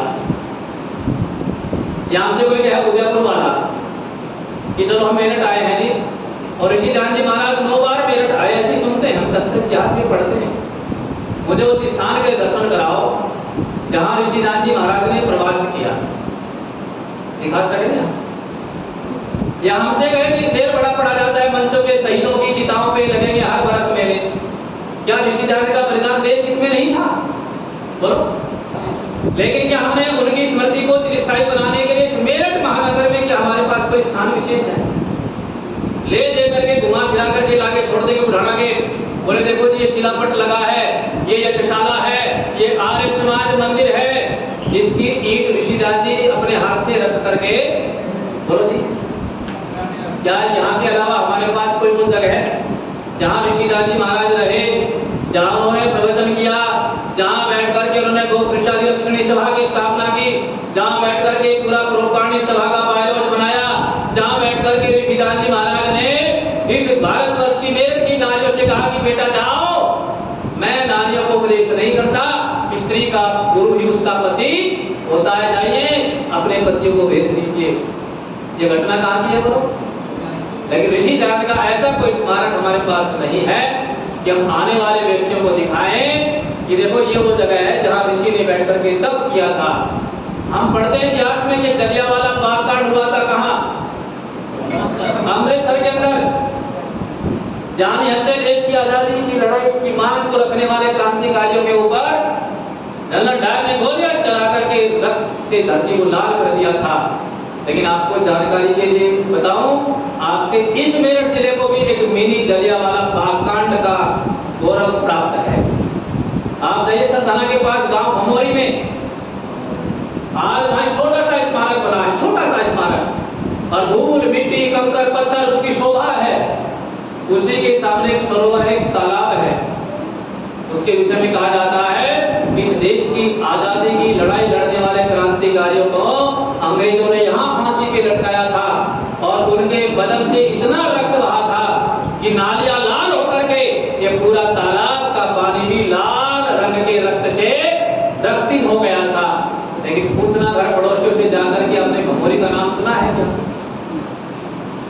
यहाँ से जाएंगे तो पाक जिला हो गया। देश की आजादी की लड़ाई की चर्चा में मेरठ का सबसे बड़ा योगदान है। आपको पता है इस बात? यदि बंगाल को, बैरकपुर को, मंगल पांडे को आप हटा दें तो इस देश में वास्तविक क्रांति का प्रारंभ करने का श्रेय किसको जाता है? बोलो। और मेरठ की क्रांति के शुरुआत होने में योगदान किस कथा का है? कहानी का है कि बाजार से पुतनारियां जा रही थी और उन्होंने चूड़ी दिखा करके सैनिकों को बुलाना दिया और क्या कहा, इस गुलामी से तो बढ़िया है हाथों में क्या पहन लो, चूड़ी है। और क्रांतिकारियों में जोश आ गया। और जोश आने का कारण क्या था? उनके अंदर बारूद को पहले स्थापित कर चुके थे ऋषिदान जी महाराज। मेरठ में लगभग 3 वर्ष ऋषिदान जी महाराज गुप्त रूप से रहे। कितने वर्ष? 3 वर्ष। लेकिन हमारे बीच का एक वर्ग ऐसा है जो कहता है जिन्हें झूठ है। जो लोग ऐसा कहते हैं झूठ है, तो उन्हें कभी कभी जीवन में वर्ष में 1-2 बार आप कहीं नहीं जाते तो ओघड़नाथ मंदिर जाओ। ओघड़नाथ मंदिर के जो मुख्य द्वार है उसके आप दाएं हाथ के पास में एक बार औरत तो कभी कभी खुलता है। उस दूसरे द्वार के दरवाजे के पास आप बिल्कुल दाहिने हाथ पर जब दरवाजे की तरफ मुड़ करके खड़े होंगे, वहां कोने में अब तो वहां भीख मांगने वालों ने, तांगा वालों ने अपने टेंट, तंबू, तिरपाल लगा करके उसको छिपा दिया, लेकिन वहां एक बहुत बढ़िया पत्थर लगा है। क्या लगा है कि बोलो? और वो किसी आर्य समाजी व्यक्ति ने नहीं लगाया, वो किसी केंद्रीय सभा, जिला सभा ने नहीं लगाया, वो किसी आर्य समाज के उपदेशक, भजनोपदेशक ने और मेरठ के क्रांतिकारियों का जो संगठन है, संस्था, उसने लगाया। और वहां लिखा है कि यहाँ पर एक फकीर साधु के वेश में रहता था और रह करके क्या करते थे? छावनियों में सैनिकों को क्रांति का उपदेश करते थे। ऐसा उस शिलालेख में लिखा है। उसके बाद आप वापिस आइए, ओगरनाथ मंदिर के सामने एक दूसरा म्यूजियम भी है। जब आप अंदर जाएंगे, शहर में आएंगे, वहीं पर दाहिने हाथ पर फिर एक सड़क के इस तरफ, तो मुझे नहीं पता क्या बना है, लेकिन वहां भी एक शिलापट इसी प्रकार का लगा है। उस शिलापट पर भी यही बात विचार लिखे हैं। लेकिन अचंभा यह है कि कोई भी क्रांतिकारी संगठन छोड़ करके शहीद स्मारक को, हमने कभी इन स्थानों के इतिहास को जानने की, समझने की कोशिश ही नहीं की। बोलो जी, क्योंकि हमें वो भय, वो चीजें नहीं बताई। हमें तो केवल इतना बताया कि मंगल पांडे के विरोध का कांडे, गाय और सुअर की मांस लगी चर्बी के कारतूसों का प्रयोग अंग्रेजों ने बाद में जाकर उनको बैन किया। उसके बाद वो विरोध समाप्त हो गया। दूसरा विरोध, बोले वहां से जो पताका चली, जो क्रांति की ज्वाला फैली पूरे देश में, उस क्रांति के दो मैसेज थे, एक कमल का फूल और एक। अच्छा, ईमानदारी से बताओ, इस इतिहास की पुस्तक के अलावा किसी इतिहास की पुस्तक में आपने पढ़ा झांसी की रानी के चरित्र में आज किसी व्यक्ति ने उन्हें ले जाकर के झांसी में रोटी का कमल का फूल दिया? अच्छा, ईमानदारी से बताओ। टाटा टोपे भगत सिंह के जीवन चरित्र के संबंध में आता हो कि कोई व्यक्ति मेरठ से या कानपुर से या बरेली से या लखनऊ से चला और चल करके उस व्यक्ति ने उन्हें रोटी देकर के दी कि रोटी में है जो क्रांति का मैसेज दे दी कि आप हमारे हो। क्या कमल का फूल किसी तक पहुंचा? ये कमल का फूल और रोटियां कहां घूमी? ये वामपंथी इतिहासकारों की इतिहास के पुस्तकों में आज भी, बोलो जी, मंगल पांडे बैरकपुर बंगाल में विरोध करता है। मेरठ की पूरी छावनी, ये पूरा क्षेत्र छावनी नहीं, आप पढ़े गौरवशाली इतिहास को। मेरठ के अनेक क्रांतिकारी लोग थे जिनमें विद्रोह गांव बागपत का इस समय कभी मेरठ होता था। दादा सामर का आप इतिहास पढ़िए। यहां से लेकर के यमुना नदी के किनारे तक, सहारनपुर से लेकर के दिल्ली तक का पूरा क्षेत्र क्रांतिकारियों ने अंग्रेजों से रहित किया। लेकिन दुर्भाग्य क्या रहा, जब संगठन की बात आई और संगठन की बात को लेकर के इस देश के नौजवानों ने, इस देश के क्रांतिकारी जब विषय रखा, तो विषय आया कि भाई हिंदू मुस्लिम सबकी साझा लड़ाई है। तो साझा लड़ाई है तो करें क्या? तो कुछ लोगों ने विचार दिया कि आप जाइए लखनऊ, आप दिल्ली लाल किले के पास जाइए, वहां एक बूढ़ा व्यक्ति बैठा है, जिसका नाम क्या है? बोलो जी, बहादुर शाह जफर। नाम ही बहादुर है, जीवन में कोई बहादुरी उसके नहीं है। उसके पास गए, कहा महाराज आप यहाँ से एक मैसेज देंगे तो देश का बहुत बड़ा तबका आपकी विचारधारा को मानता है, शायद वो लोग भी देश की आजादी में इन अंग्रेजों को यहाँ से भगाने में हमारा साथ दें। उसने कहा भाई हमें क्या मिलेगा, हमें तो कहा कि आपको क्या चाहिए? बोले हमें सिंहासन चाहिए। बोले आपको क्यों दें?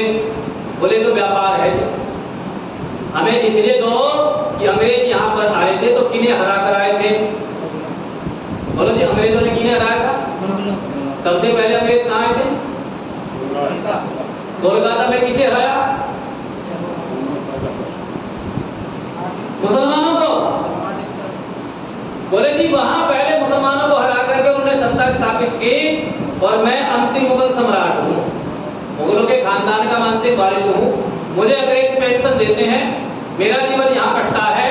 हाँ, अगर आप मुझे घोषित करें कि अंग्रेजों के भगाने के बाद इस देश के तख्तो ताज पर मुझे राजा बनाकर बैठाएंगे तो हम आपका सहयोग करेंगे, वरना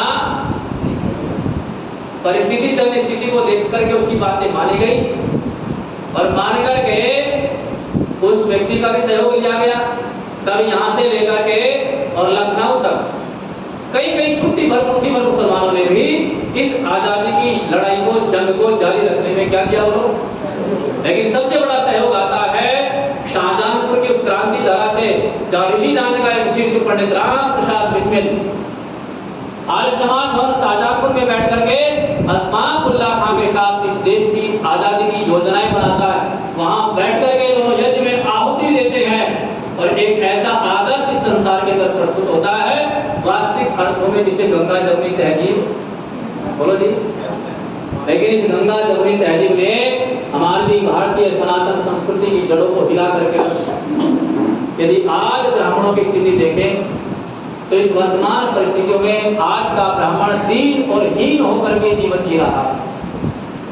जो गीत जो रिकॉर्ड हमें कहानियों में पढ़ाए सुनाए गए कि कृष्ण जी के द्वार पे पहुंचा सुदामा, फटे हाल है, चावल भी छिपा करके रखे हैं, घर में खाने को डाले, पत्नी ने प्रेरणा देकर के कृष्ण के पास भेजा।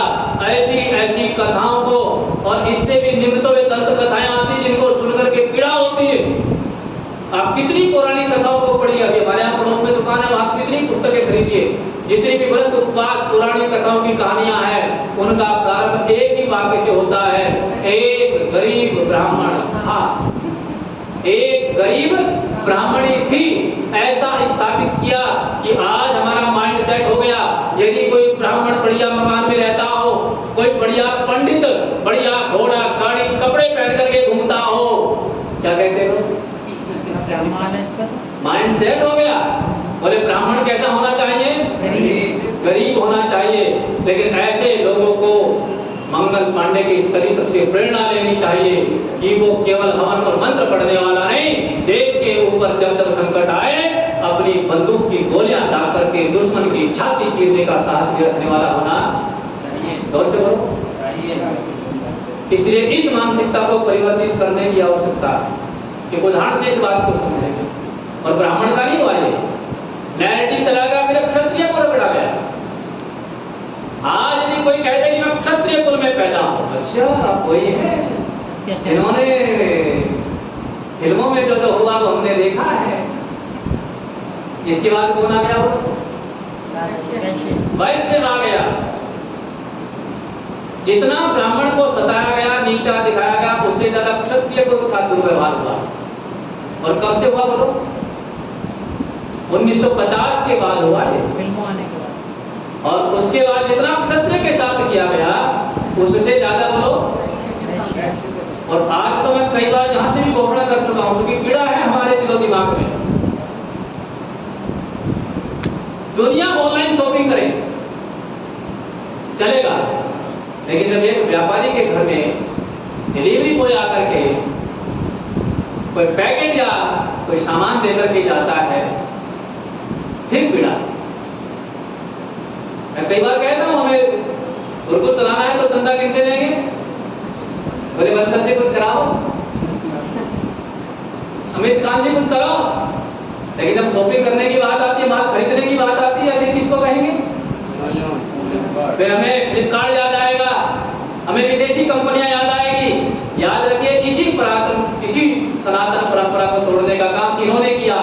और फिर बच्चे शूद्र, उनका तो माइंड सेट हो गया, हमें तो 700 साल से पानी नहीं पीने दिया। उनके तो मन मस्तिष्क में एक ही बात घर कर दी, क्या नहीं किया गया आपको, कछुआ से भी खतरनाक, ऊंट से भी खतरनाक कौन प्राणी इस देश का, वो वर्ग जो चिल्ला चिल्ला के कह रहा है कि मुझे 300 400 500 साल से पानी। याद रखिए, एक उदाहरण देकर के समझेंगे मतलब, एक 100 रुपया का नोट है मेरे पास, कितने का बोलो, मेरी जेब में रखा है, कितना रुपए की कीमत होगी उसकी बोलो। वो नोट आपके पास है, उसकी कीमत कितनी होगी, जोर से बोलो। उसको ले जाए दुकान पर, किराना स्टोर पर, वहां कितनी कीमत होगी। लेकिन उस 100 के नोट के 4 हिस्से करिए, कितने हो गए, 25-25 रुपया। ले जा करके एक हिस्सा दीजिए दूध वाले को, 25 रुपए का दूध दे दो, देगा क्या वो, क्या कहेगा, हम कहेंगे भाई 25 रुपए में नहीं चलाता, 20 में चला, 20 में नहीं तो 15 में चला ले, 15 में नहीं तो और 10 में नहीं तो। लेकिन वो क्या कहेगा, बोले इसकी कीमत 1 पैसा भी कोई देने वाला। हमने कहा चलो 1 को नहीं तो हमने आधा और जोड़ा, उसमें 1/4 भाग, फिर कहा चलो इससे काम चला लो। वो क्या कहेगा, ये भी शून्य है, 0 है, ये भी किसी काम का हमने कहा नहीं भाई तले से भी काम नहीं चलता। हमने राजा शिवी की तरह पहले हाथ काटा, फिर पैर काटा और तराजू में रखा, लेकिन पलड़ा फिर भी नहीं हिला। हमने तीसरा हिस्सा भी रखा और कहा भाई चलो हमने ब्राह्मण को भी दे दिया, हमने क्षत्रिय को भी दिया, इन तीनों को मिला करके मुझे कुछ दो, तो देगा क्या? फिर हमने कहा चलो ठीक है, 3 से भी नहीं काम चलता। हमने कहा एक हिस्सा ये पकड़ो, एक हिस्सा ये लो, एक हिस्सा ये लो और एक हिस्सा, इन चारों को पकड़िए और मुझे आप चाहे 100 रुपए का 10 में दीजिए, लेकिन कुछ तो दीजिए। क्या वो फिर भी देगा? वो कब तक नहीं देगा? बोले जब तक ये चारों एक नहीं हो जाएंगे तब तक आपकी कोई कीमत नहीं है। ठीक सनातन धर्म वालों की स्थिति है। जब तक हम ब्राह्मण रहेंगे, क्षत्रिय रहेंगे, वैश्य या शूद्र रहेंगे, हमारी कीमत संसार के दुनिया में बाजार में शून्य है। इसलिए आज भी भारतीय पिक रहा है। हम अपने घरों में बैठे हैं, लेकिन आपको जानकर के अचंभा होगा, आजादी के मत वालों ने ये सोच करके जो 23-23 साल के नौजवान फांसी झूल गए, 30 साल की उम्र में वो ब्राह्मण का बालक जो पहली गोली चला करके इस देश की आजादी का विरोधियों का संहार करने का इस देश के लोगों के अंदर जो साहस भरता है, उसके भी कुछ सपने रहे होंगे, उसकी भी कुछ इच्छाएं रही होंगी, उसके भी माता पिता के कुछ सपने रहे होंगे, लेकिन अपने उन सारे सपनों को मार करके जो व्यक्ति देश की आजादी का पहला सिंहनाद करता है, याद रखिए किसी भी काम को प्रारंभ करना सबसे मुश्किल होता है।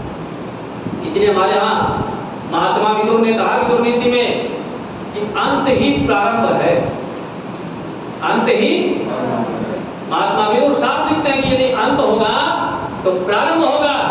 गीता में भगवान कृष्ण भी समझाते हैं अर्जुन को कि अर्जुन जब तक पुराना नहीं जाएगा तब तक नया आने वाला नहीं है। जब तक ये देह छोड़ करके नहीं जाएंगे अगला नया जन्म होना असंभव है। मंगल पांडे ने भी यही जीवन दर्शन दिया कि ये शरीर चला गया, मेरा शरीर नष्ट हो गया, मेरा जीवन समाप्त हो गया, मेरे जीवन का इस देश जाति धर्म की रक्षा के लिए, आने वाली पीढ़ियों की सुरक्षा के लिए अंत हो गया, तो निश्चित रूप से प्रारंभ भी होने वाला है। और उस ब्राह्मण के द्वारा दागी गई गोली के कारण इस देश का क्षत्रिय भी जगा, इस देश का बोलो जी वैश्य भी जगा। और इसी मेरठ की नगरी में माता दीन नाम का क्रांतिकारी भी है, सुना होगा नाम आपने? चारों वर्ण के लोग संगठित हो गए। जब ये चारों लोग जुड़ गए तो अंग्रेजों को यहाँ से बिस्तर लपेट करके भागने में देर, बोलो जी, जागने में तो देर लगी, हमें 90 साल लगे। इसलिए इतिहासकार लिखते हैं कि जिस समय अंग्रेजों से पूछा कि आप यहाँ से जा क्यों रहे हैं, तो उन्होंने कहा कि इस देश में सुभाष चंद्र बोस जैसा व्यक्ति पैदा हो गया, इस देश में महात्मा तिलक जैसा क्रांतिकारी पैदा हो गया है, अरे इस देश में लाजपत राय जैसा लाला पैदा हो गया है, इस देश में भगत सिंह जैसे क्रांतिकारी पैदा हो गए। इनका यही नहीं पता किस आयु का व्यक्ति कहां खड़ा होकर के क्या क्रांति कर दे। हम भयभीत है, इसलिए अब हम इस देश को छोड़ करके, बोलो जी, और हमें क्या पढ़ाया गया? बोले मारो फिरंगियों को, इससे अंग्रेज नहीं डरे, इंकलाब जिंदाबाद से अंग्रेज। और बस एक बात कहा, अंग्रेजों भारत छोड़ो, और अंग्रेज यहाँ से बिस्तर बोया लपेटा और नमस्ते कह करके, बोलो जी, चला गया। और बोले हमने बंदूक नहीं चलाई, गोली नहीं चलाई, खून नहीं बहाया, बस बैठ करके तकलीफ हुई, चरखा चला और उस चरखे की हवा से अंग्रेज फुर्र हो गया। ये बातें इस देश के व्यक्ति के दिलो दिमाग में, बोलो क्या करती थी? इसलिए जब जब इस देश में कोई समस्या आती है तो भारतीयों को दो ही चीज भाती है, एक तो दिल्ली जाओ, जंतर मंतर पे इकट्ठा हो जाओ, नारे लगाओ, क्योंकि नारे लगाने से जब अंग्रेज भाग सकता है तो इस देश के घोटालेबाज भी देश से, बोलो जी। लेकिन पता लगा कि वो नारे लगाने वाला जो दिल्ली बैठा था पट्टा, वो उन्हें भगाने वालों से भी ज्यादा खतरनाक, बोलो जी। इसलिए इस देश के लोगों ने जो कहावत बनाई थी कि काट की हांडी बार बार नहीं चढ़ती, इस बार सच में ही वो काट की हांडी दिल्ली, बोलो जी। और जब उसको लगा बूढ़े को कि मेरे सारे काम काज फेल हो गए हैं, कुछ भी चलने वाला नहीं है, तो गुपचुप तरीके से दिल्ली पुलिस की एक महिला को, एक अधिकारी को मैसेज करता, बोले मैं मरने वाला हूँ, मेरे प्राण बचाओ, मुझे किसी तरह यहाँ से उठा करके कहा ले जाओ, मेरी कुछ तो इज्जत बच जाएगी, मेरा जीवन बच जाएगा। क्योंकि जिन्होंने मुझे ला करके यहाँ बैठाया था वो तो इतने छलिया है कि वो रात से लेकर के दोपहर तक एसी होटल्स में रहते हैं, और मैं यहाँ भूखा प्यासा मीडिया के कैमरों का सामना करते करते मैं यहाँ अपने प्राणों को उड़ते हुए देख रहा नहीं चाहता। ये सारी चीजें इस देश के नौजवान के मन मस्तिष्क में स्थापित कर दिया इन अंग्रेजों के काले सिस्टम ने कि परिश्रम मत कीजिए, सरकार के भरोसे रखिए, सरकार से मांगिए, सरकार नहीं देती तो देश की संपत्ति को फाड़ फेंकिए। अरे उन्होंने विरोध किया था अंग्रेजों का, और हम अंग्रेजों का विरोध करते करते किनका विरोध करने लगे? हम भारत की संस्थाओं का, भारत के संविधान का, भारत की परंपराओं का विरोध करने लगे। और अभी आपने चूंकि 2026 का काल है, आजादी का अभी शताब्दी वर्ष भी हमने नहीं मनाया ठीक से, उससे पहले इस देश में कितनी समस्याएं पैदा हो गई। वो समस्याएं पैदा इसलिए हो गई कि हमने वास्तविक रूप से स्वतंत्रता के उन कारणों को देश की आने वाली पीढ़ी तक नहीं पहुंचाया है जो मूलभूत कारण थे। हमने देश की पीढ़ी तक वो पहुंचाया जिनसे हमारी गद्दी सुरक्षित हो चुकी थी, क्योंकि लंबे काल तक इस देश के ऊपर उन्हीं लोगों का कब्जा रहा जिन्हें अपनी सत्ता बचानी थी, जिन्होंने लोकतंत्र को संसार में स्थापित किया, और लोकतंत्र को स्थापित करके कहा कि लोकतंत्र में वो राजा बनेगा जिसको देश के बहुसंख्यक लोग पसंद करेंगे। लेकिन सबसे बड़ा छलिया तो वो निकला जो सबसे पहला राजा खुद वो बन के बैठ गया, जिसे इस देश के लोगों ने 0 अंक देकर के बोलो जी नकार दिया। लेकिन वो क्या बन गए? वो राजा बन गए, और वो आज भी परंपरा हो रही। अभी गत दिनों राजस्थान की चर्चा है, पिछले सत्र में नीट का एग्जाम आया तो 2 प्रकार की मेरिट वहां लगी। ऑर्थोपेडिक के डिपार्टमेंट में एमबीबीएस के लिए सरकारी कॉलेज में एक ऐसा विद्यार्थी एडमिशन पाता है जो 400 में से 4 अंक पाता है। अब विचार करें कितना परसेंटेज है? 400 में से 4 अंक लाने वाला व्यक्ति क्या बनना है? बोलो, हड्डी का चिकित्सक। वही सामान्य वर्ग की कैटेगरी की मेरिट लगती है 400 में से 378 पे जनरल कैटेगरी के विद्यार्थी का एडमिशन होता है। कितना बड़ा रेशो इस देश के अंदर है। तो 47 में व्यवस्थाएं थी, वे 2025-26 में भी जारी। बोलो जी, इसका कारण क्या है? हमने जन्मना व्यवस्था को स्वीकार कर दिया हमने, और इसके मूल में कारण कि हमने ऋषि दान को ठीक से न जाना और न पहचाना। ऋषि कहते हैं कि प्रत्येक व्यक्ति को चाहिए कि वह गुण कर्म स्वभाव के साथ अपने जीवन का अनुसरण करे। रात दिन मनु महाराज को गाली देते, रात दिन पानी पी पी के मनु को गाली देते।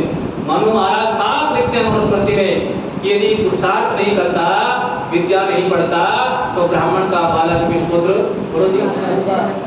और यदि विद्वान बनता है, पुरुषार्थ करता है, विद्या पढ़ता है, तो शूद्र भी बोलो जी ब्राह्मण बन सकता है। ये ब्राह्मण को शूद्र और शूद्र को ब्राह्मण, डिमोशन वाले का प्रमोशन और प्रमोशन वाले का योग्यता के अनुसार डिमोशन करने की परंपरा को देने वाला कौन? और जन्मना व्यवस्था को आप किसी भी कुल में पैदा हो गए, आप कुछ करते व नहीं करते, आप कितने विद्वान धर्मात्मा है, लेकिन आपको हर चीज को समस्याओं से जूझना पड़ेगा। और आप कुछ नहीं है, मात्र परीक्षा में बैठिए और आपके जीवन की सुरक्षित होने की कई पीढ़ियों की गारंटी इस भारत की शिक्षा से लेकर संविधान व्यवस्था लेता है। तो शायद मंगल पांडे का चिंतन तो न रहा होगा, नेताजी सुभाष चंद्र बोस का तो चिंतन बोलो जी न रहा होगा। अगर ये चिंतन होता तो राष्ट्र बिहारी बोस कदापि भी उस व्यवस्था को नेताजी के हाथ में न सौंपते। यदि ये चिंतन होता तो स्वामी दयानंद जी महाराज कदापि भी मुंशीराम को महात्मा मुंशीराम बनने की प्रेरणा न देते। यदि ये व्यवस्था होती तो जाकर के पंजाब के अंदर सरदार भगत सिंह के दादा सरदार अर्जुन सिंह कभी भी ऋषि दास जी महाराज से जो कोई धारण न करते। और अगर यही परंपरा होती तो उसी पंजाब की धारा से सरदार अर्जुन सिंह गढ़मुक्तेश्वर के मेले में आए पंडित लोकनाथ तर्क वाचस्पति को अपने पोतों का उपनयन संस्कार कराने के लिए आमंत्रित बोलो जी ये सारी व्यवस्थाएं दर्शाती है कि इस देश में चाहे आप संविधान में कागजों में तो कुछ माने न माने, लेकिन व्यवहार में हमें अपने पूर्वजों की परंपराओं का पालन करना ही पड़ेगा। और उन परंपराओं का पालन करने से पहले हमें उन परंपराओं का जानना जरूरी है कि इन परंपराओं के लिए हमारे पूर्वजों ने, इसीलिए मैं निवेदन आपके मध्य में प्रारंभ में ही किया था बंधुओं, हम ये ना समझे कि 1857 की पहली गोली मंगल पांडे ने दागी तब आजादी का सूत्रपात हुआ। कभी कभी पढ़कर के देखिए मेवाड़ के इतिहास को, कभी कभी पढ़कर के देखिए उस महाराणा प्रताप के जीवन चरित्र को। दिल्ली के सिंहासन पर बैठा अकबर उस समय के सारे भारतवर्ष का शहंशाह कहलाता है, लेकिन महाराणा प्रताप को सारे उम्र 22-23 साल तक भी अकबर झुका। तो अकबर की वो क्या लड़ाई थी? महाराणा प्रताप के साथ युद्ध क्या था? ये हमारी स्वतंत्रता की, आजादी की लड़ाई थी। जो लोग मुट्ठी भर लोग भारत में आए, भारत की जान और भारत की धन संपदा को पा करके यहाँ लूटपाट करने के लिए स्थापित हो गए। एक दृष्टांत और ब्राह्मणों के संदर्भ में लेकर के वाणी को विरमित करूंगा। आप जाए राजस्थान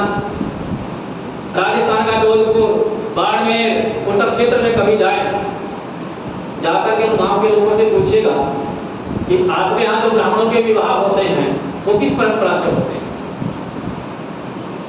हमारे यहाँ भी होते हैं विवाह, किस परंपरा से होते हैं? मेरे घर में विवाह है तो आज मेरे घर में विवाह है, आपके घर में विवाह है तो बोलो जी आपका ही है। लेकिन आज भी वहाँ ब्राह्मणों में ये परंपरा है कि गांव में आज मेरे घर विवाह होगा तो सारा गांव मिल करके जिन परिवारों में बेटा बेटी विवाह के योग्य है योजना बनाएंगे, तय करेंगे। और आज भी उन प्रांतों में, उन प्रदेशों में, उन गांव जनपदों में सामूहिक विवाह की परंपराएं हैं। वहाँ 100-100, 50-50, 200-200, 250-250 सामूहिक विवाह होते हैं। लेकिन ये खबर कभी आपने सुनी ही नहीं है। बोलो जी, मैंने पढ़ा उस इतिहास को, बड़ा अचंभा हुआ कि यहाँ तो सरकार प्रोत्साहन देती है सामूहिक विवाह को, तब हम लोग उन परंपराओं को नहीं बढ़ाते। लेकिन वहाँ एक सामान्य सामाजिक व्यवस्था है, ये ब्राह्मण आज भी सामूहिक विवाह करते हैं। तो वहाँ पूछा कि कारण क्या है?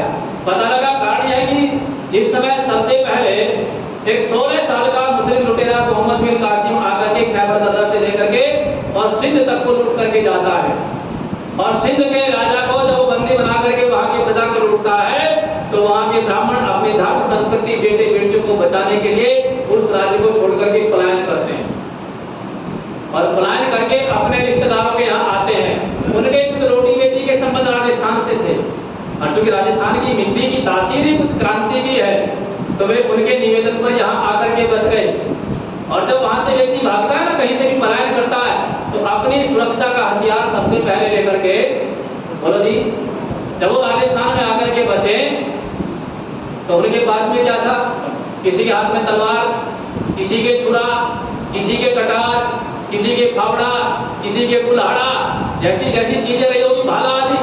जब वो आकर के यहाँ ठहरे तो आसपास के लोगों में चर्चा होने लगी, कहा तो क्या था कि ये ब्राह्मण है, और भाई ब्राह्मणों के हाथ की शोभा तो क्या है? बोले पोथी ग्रंथ, यही तो शोभा है ब्राह्मणों की।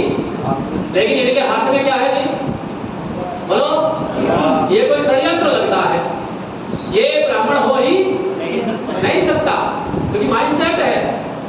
उन्होंने अपने गांव के मुखिया को रिपोर्ट की, गांव के मुखिया ने राजा से की, राजा ने उनके रिश्तेदार तलब किए और उनसे कहा कि आप तो ऐसा ऐसा कह रहे थे, ये तो हमें लगता है कि कोई षड्यंत्र है, कोई शत्रु हमारे यहाँ बीच में घुस गया है और छद्म रूप से आकर के रिक्यू जी बनकर के गड़बड़ है कुछ ना। उन्होंने कहा ना महाराज कुछ नहीं है। बोले तो दिखता है सबके हाथ में हथियार है, अस्त्र शस्त्र, ऐसा क्यों?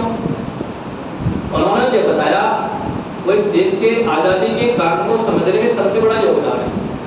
उन्होंने कहा कि ये सब वहां से अपने धर्म और संस्कृति की रक्षा के लिए प्राण बचा करके भागे, और जब प्राण बचा करके भागे तो रास्ते में भी किसका खतरा था? प्राणों का संकट सबसे बड़ा था शत्रु से।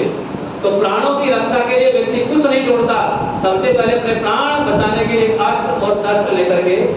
बोलो जी, अब इस घटना को आप छोड़ दे सिंध से, हमारे यहाँ भी कुछ लोग आए पंजाब से, आए ना कुछ लोग, उनसे पूछना कि आप क्या लेकर के भागे थे।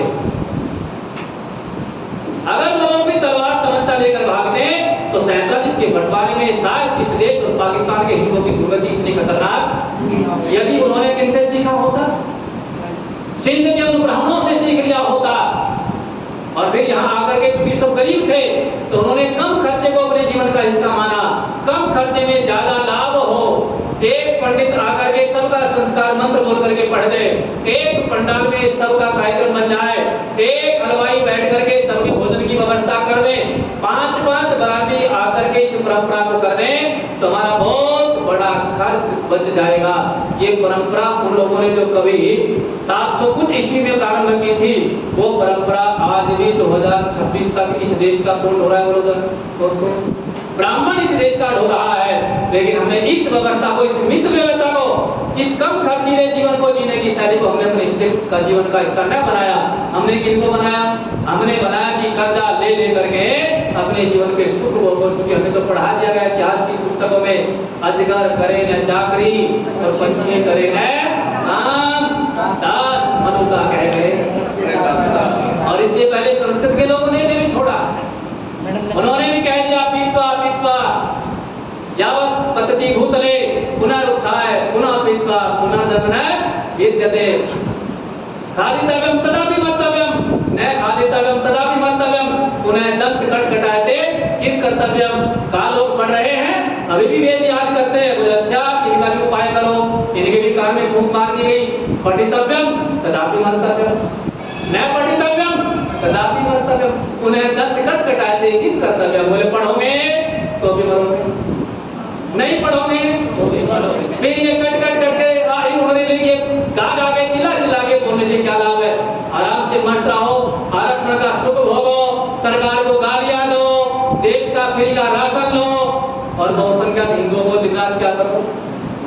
क्योंकि जब आप गालियां देंगे तो 2 लाभ होंगे, एक तो आपकी पॉपुलरिटी बढ़ेगी और एक सामने वाला आपसे प्रेशर में। और पिछले 5-6 दिन से आप भी देख रहे होंगे, मेरठ में भी एक व्यवस्था हुई, मैं उसका चर्चा तो करना नहीं चाहता, लेकिन बार बार मन में आ रहा है कि इस ब्राह्मण अगर ठीक से जाग जाता या हम ब्राह्मण की बात को सुन लेते हैं तो शायद इस दुर्गति का शिकार एक ऐसा व्यक्ति जिसकी कोई शैक्षिक योग्यता नहीं, एक ऐसा व्यक्ति जिसकी कोई भाषा शैली अच्छी नहीं है, एक उस व्यक्ति को जो पीसीएस है,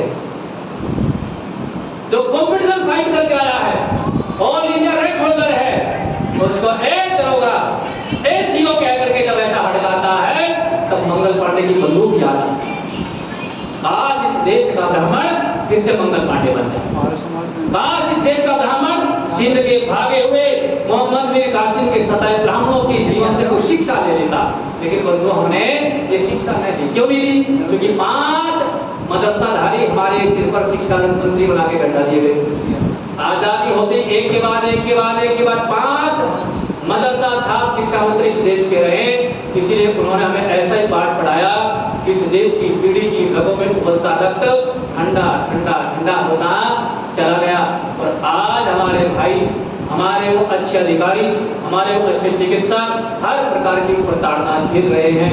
बंधुओं, ऐसी स्थिति में हमें उन क्रांतिकारियों के जीवन से, अपने उन बलिदानी पूर्वजों के जीवन से कुछ न कुछ सीख लेनी चाहिए, जिन्होंने, मैं फिर से निवेदन के साथ कह रहा हूँ, लिखा था कि शहीदों की चिताओं पर लगेंगे हर बरस मेरे, वतन पर मिटने वालों का बाकी यही है। इस भारतवर्ष में सतबार मेरा जन्म हो, कारण सदा ही मृत्यु का, देशोपकारक कर्म हो, मरते बिस्मिल रोशन लहरी।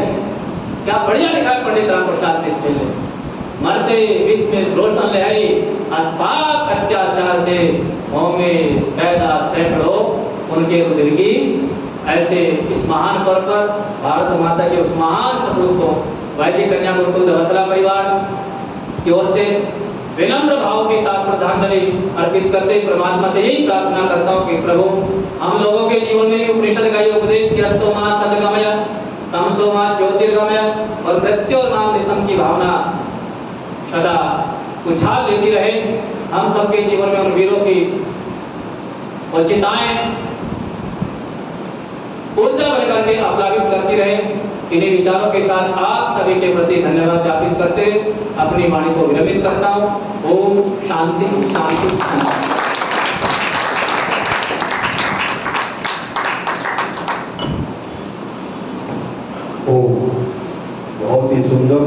प्रेरणादायक प्रज्वलन उद्बोधन, मतलब हमारे देश का जो कानून है ना, ये उसकी परिभाषा है।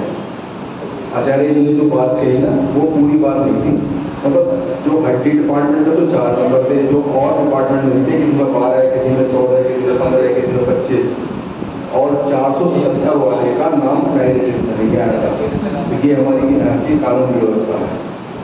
तो आचार्य जी का बहुत बहुत धन्यवाद, जो कन्या गुरुकुल व्यवस्था के संचालक हैं और बहुत ही विषम परिस्थितियों में संचालन करते हैं। तो मेरा तो हमेशा अनुरोध रहता है कि गुरुकुल के लिए हमेशा कुछ न कुछ दान किसी भी रूप में जहाँ वहाँ की आवश्यकता है, और वो आप बाद में देना चाहें तो भारत सरकार हमारे के द्वारा संपर्क करके दे सकते हैं।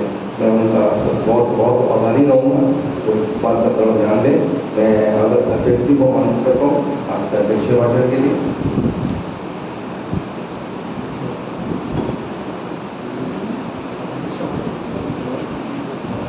सभागार में मौजूद सभी को ज़्यादा यथायोग नमस्कार। अभी सभी ने आचार्य जी का उद्बोधन सुना और एक नई क्रांति को जन्म देने के लिए नए नए विचारों को आने ही पड़ेगा।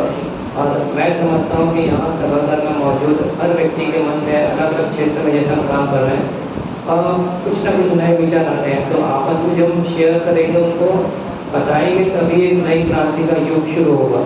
और मैं इसके लिए ये कहूँगा कि मतलब छोटा सा एक कुछ लाइनें हैं वो बताऊँगा। बूंद को अभी मैं कुछ समझा है मुझे, सागर बन जाऊँगा जिस दिन समझ जाओगे मुझ में। तो ये क्रांति के विचार है, यहाँ बैठा हर व्यक्ति को समर्पित है। ये विचारधारा हमारे अंदर होना चाहिए कि अभी हम नहीं समझ पा रहे हैं, अपने आप को इतना ऊंचा उठाए कि हम एक सागर बन के नई तरह की क्रांति पैदा करें। क्योंकि नए भारत में नए तरीके की चीज़ों को लाना है, विकसित भारत बनाना है, उसमें सहयोग करना है, तो हम सभी को बहुत बड़ा योगदान करना पड़ेगा। इसी के साथ मैं सभी को नमस्कार कहूँगा और आगे के लिए बहुत बहुत धन्यवाद। आगामी रविवार की सूचना आर्य समाज जागृति विहार का स्थापना दिवस का कार्यक्रम है। 3 दिवस का कार्यक्रम है, तो सभी लोग उसका देख सभी पहुँचे। मैं राजू रावण करता हूँ।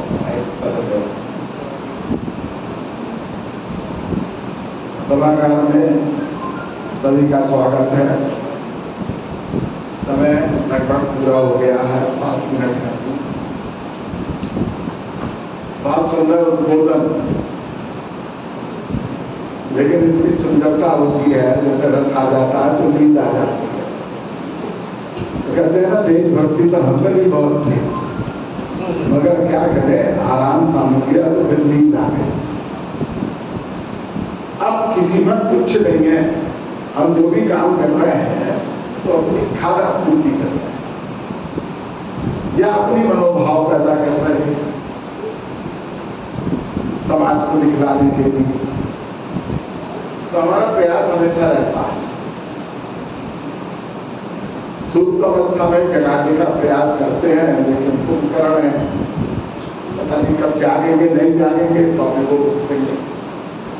अभी इसी बात का कह रहे थे कि पढ़ेंगे तो भी मरेंगे, नहीं पढ़ेंगे तो भी मरेंगे, कोई भी काम करेंगे तब सबको मालूम है मरेंगे, तो फिर हम क्यों करेंगे। तो कहते हैं ना, खाद्यम तब भी कर्तव्य, ना खाद्यम तब भी कर्तव्य, फिर भक्षा भक्षी क्यों न कर्तव्य। आदमी की हर विचारधारा अपने पास, उसकी सोच अपनी, हमारी सोच अपनी है। वैसे हमें सब क्रांतिकारी की बहुत श्रद्धा है और बहुत पीड़ा है। जब भी हम जिक्र करते हैं तो लगता है कि ये हमारा परम धर्म है, इसलिए करते हैं। ये कार्य तो राष्ट्रीय कार्यक्रम होने चाहिए। जिन लोगों ने भी देश को समर्पित किया, अपने आप को, जाति को समर्पित किया, धर्म को समर्पित किया है, उन्होंने सबने कितने कष्ट भोगे हैं और कितनी अल्प आयु में चले गए हैं, आप सोच भी नहीं सकते। मात्र 30 साल की भी उम्र नहीं थी, 29वीं साल की उम्र थी जब मंगल पांडे को फांसी। हम गांव की ताकत के हिसाब से हर आदमी उस समय ताकतवर। अभी उन्होंने कहा एक मुल्क के 4 टुकड़े कर दो, अलग अलग कर दो तो जीरो हो, जब जोड़ दोगे तभी उसकी ताकत। अगर काटने के बाद भी जोड़ दोगे तो भी उसकी ताकत। 100 रुपए का नोट 70 रुपए का रहेगा, लेकिन उनका चारों का आना बहुत जरूरी, और चारों का आना तो बहुत मुश्किल है। अभी तो एक ही नहीं आते, आधे जाते एक तरफ, आधे जाते एक तरफ। जब 4 सभा होती है तब बहुत चिंता बेहिसाब।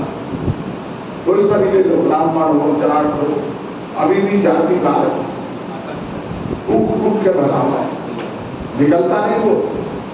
हर आदमी सोचता मेरी जाति का, हर आदमी दूसरे के चक्कर में। मैं कहता हूँ जिन्होंने भी अपने जीवन का अर्पण करा वो मूर्ख थे, होशियार थे या महामूर्ख थे। उन्हें अपना समर्पण करके क्या मिला और हमने अपने बाद में क्या दिया, यदि एक बात तो कहते हैं आत्मा कभी नहीं बनती, लेकिन उनकी आत्मा तो लोभी हो गया। अगर तुम्हें याद ही नहीं करता, हमने तो सब कुछ कर दिया। तो कहते हैं आत्मा जब नहीं बढ़ती तो स्वर्ग में बैठती नहीं है। अरे बैठी भी उन्होंने पूछ लिया सुभाष क्यों हो रहे हो इतने उदास। चंद्रशेखर, भगत सिंह, मंगल पांडे सब क्रांति। उन्होंने ये कहा कि हमने जीवन में एक बड़ी भारी भूल कर ली, अपनी जिंदगी तबाह कर दी और अपनी जिंदगी को खराब करके देश जिनके हाथों में छोड़ गया है वो एक से एक बड़ा ऊंचा, मतलब कोई भी सोचा नहीं है। अपने अपने ढंग से वो अपने ढंग से चला रहा है, इसलिए रहता हूँ मैं उदास। समस्या यही है, बहुत बड़ी बड़ी देशभक्ति जितनी भी पार्टियां सब देशभक्ति की बात करते हैं और बैठते ही अरबपति खरबपति जरबपति हो जाते हैं। आजम खान की बिल्डिंग देखो और जिस बिल्डिंग में बुलडोजर चले पूरा का पूरा अपना शहर कहाँ से आते ये जाए खाते हैं होटल में बैठ कर यारो, सड़क के भूखे नंगों की बात करते हैं। अरे इनसे ज्यादा नीच और कौन होगा, ये तुरंगे लोग तिरंगों की बात। मतलब वो सब जितनी भी सुख सुविधाएं हैं वो सब राजनेताओं में। राम मंदिर की चोरी है, कुछ चोरी के साथ खड़े हैं, कुछ चोरी से अलग खड़े हुए हैं। अभी मैंने वो पढ़ा था, किसी ने भेजा राम मंदिर कहेंगे तो तुम कहेंगे परेशान हो राम जी अपने आप उठेंगे। मैंने भेजा नहीं अभी हालत, वो कह रहे हैं चोर राम जी पकड़ेंगे। 15-20 हजार रुपए कमाने वाला व्यक्ति सैकड़ों करोड़ों का मालिक, जिसने कथा कराई 60 लाख रुपए खर्च करेंगे साड़ियों पर। आगे देखिए राजा सब अंधे हैं, लोग बात तो कहते हैं चोरी तो दुनिया करती है, उस बारे में इतने छुड़ा रहे हैं। हमारी यहाँ सारी एक जड़ व्यवस्था है कानून व्यवस्था, वो हमने गांधी जी से कहाँ से सीख लिया। किसी बस बात कर दो, अगर किसी का कोई कत्ल कर दिया तो माफ कर दो भैया, तो वापस नहीं आना। समस्या ये है, इसलिए हम भी सबको माफ कर रहे हैं। हम अपना काम कर रहे हैं, आप अपना काम करो। हम प्रयास करते हैं देशभक्ति का, जागरूकता जगाने का, तो आप हमें सहयोग करेंगे तो ज़्यादा अच्छा है, नहीं सहयोग करेंगे तो भी अच्छा है। देश जब सुधरेगा गांधी जी को हटा दो, नोट पर सुभाष जी को लिया। एक प्रति से चेतन होकर के बैठे और परमात्मा से प्रार्थना करें कि सबके जीवन में शांति हो, सारे संसार में शांति हो, ऐसी भावना के साथ शांति पाठ। अध शांति पाठ ओम यः शान्तिरन्तरिक्षं शान्तिः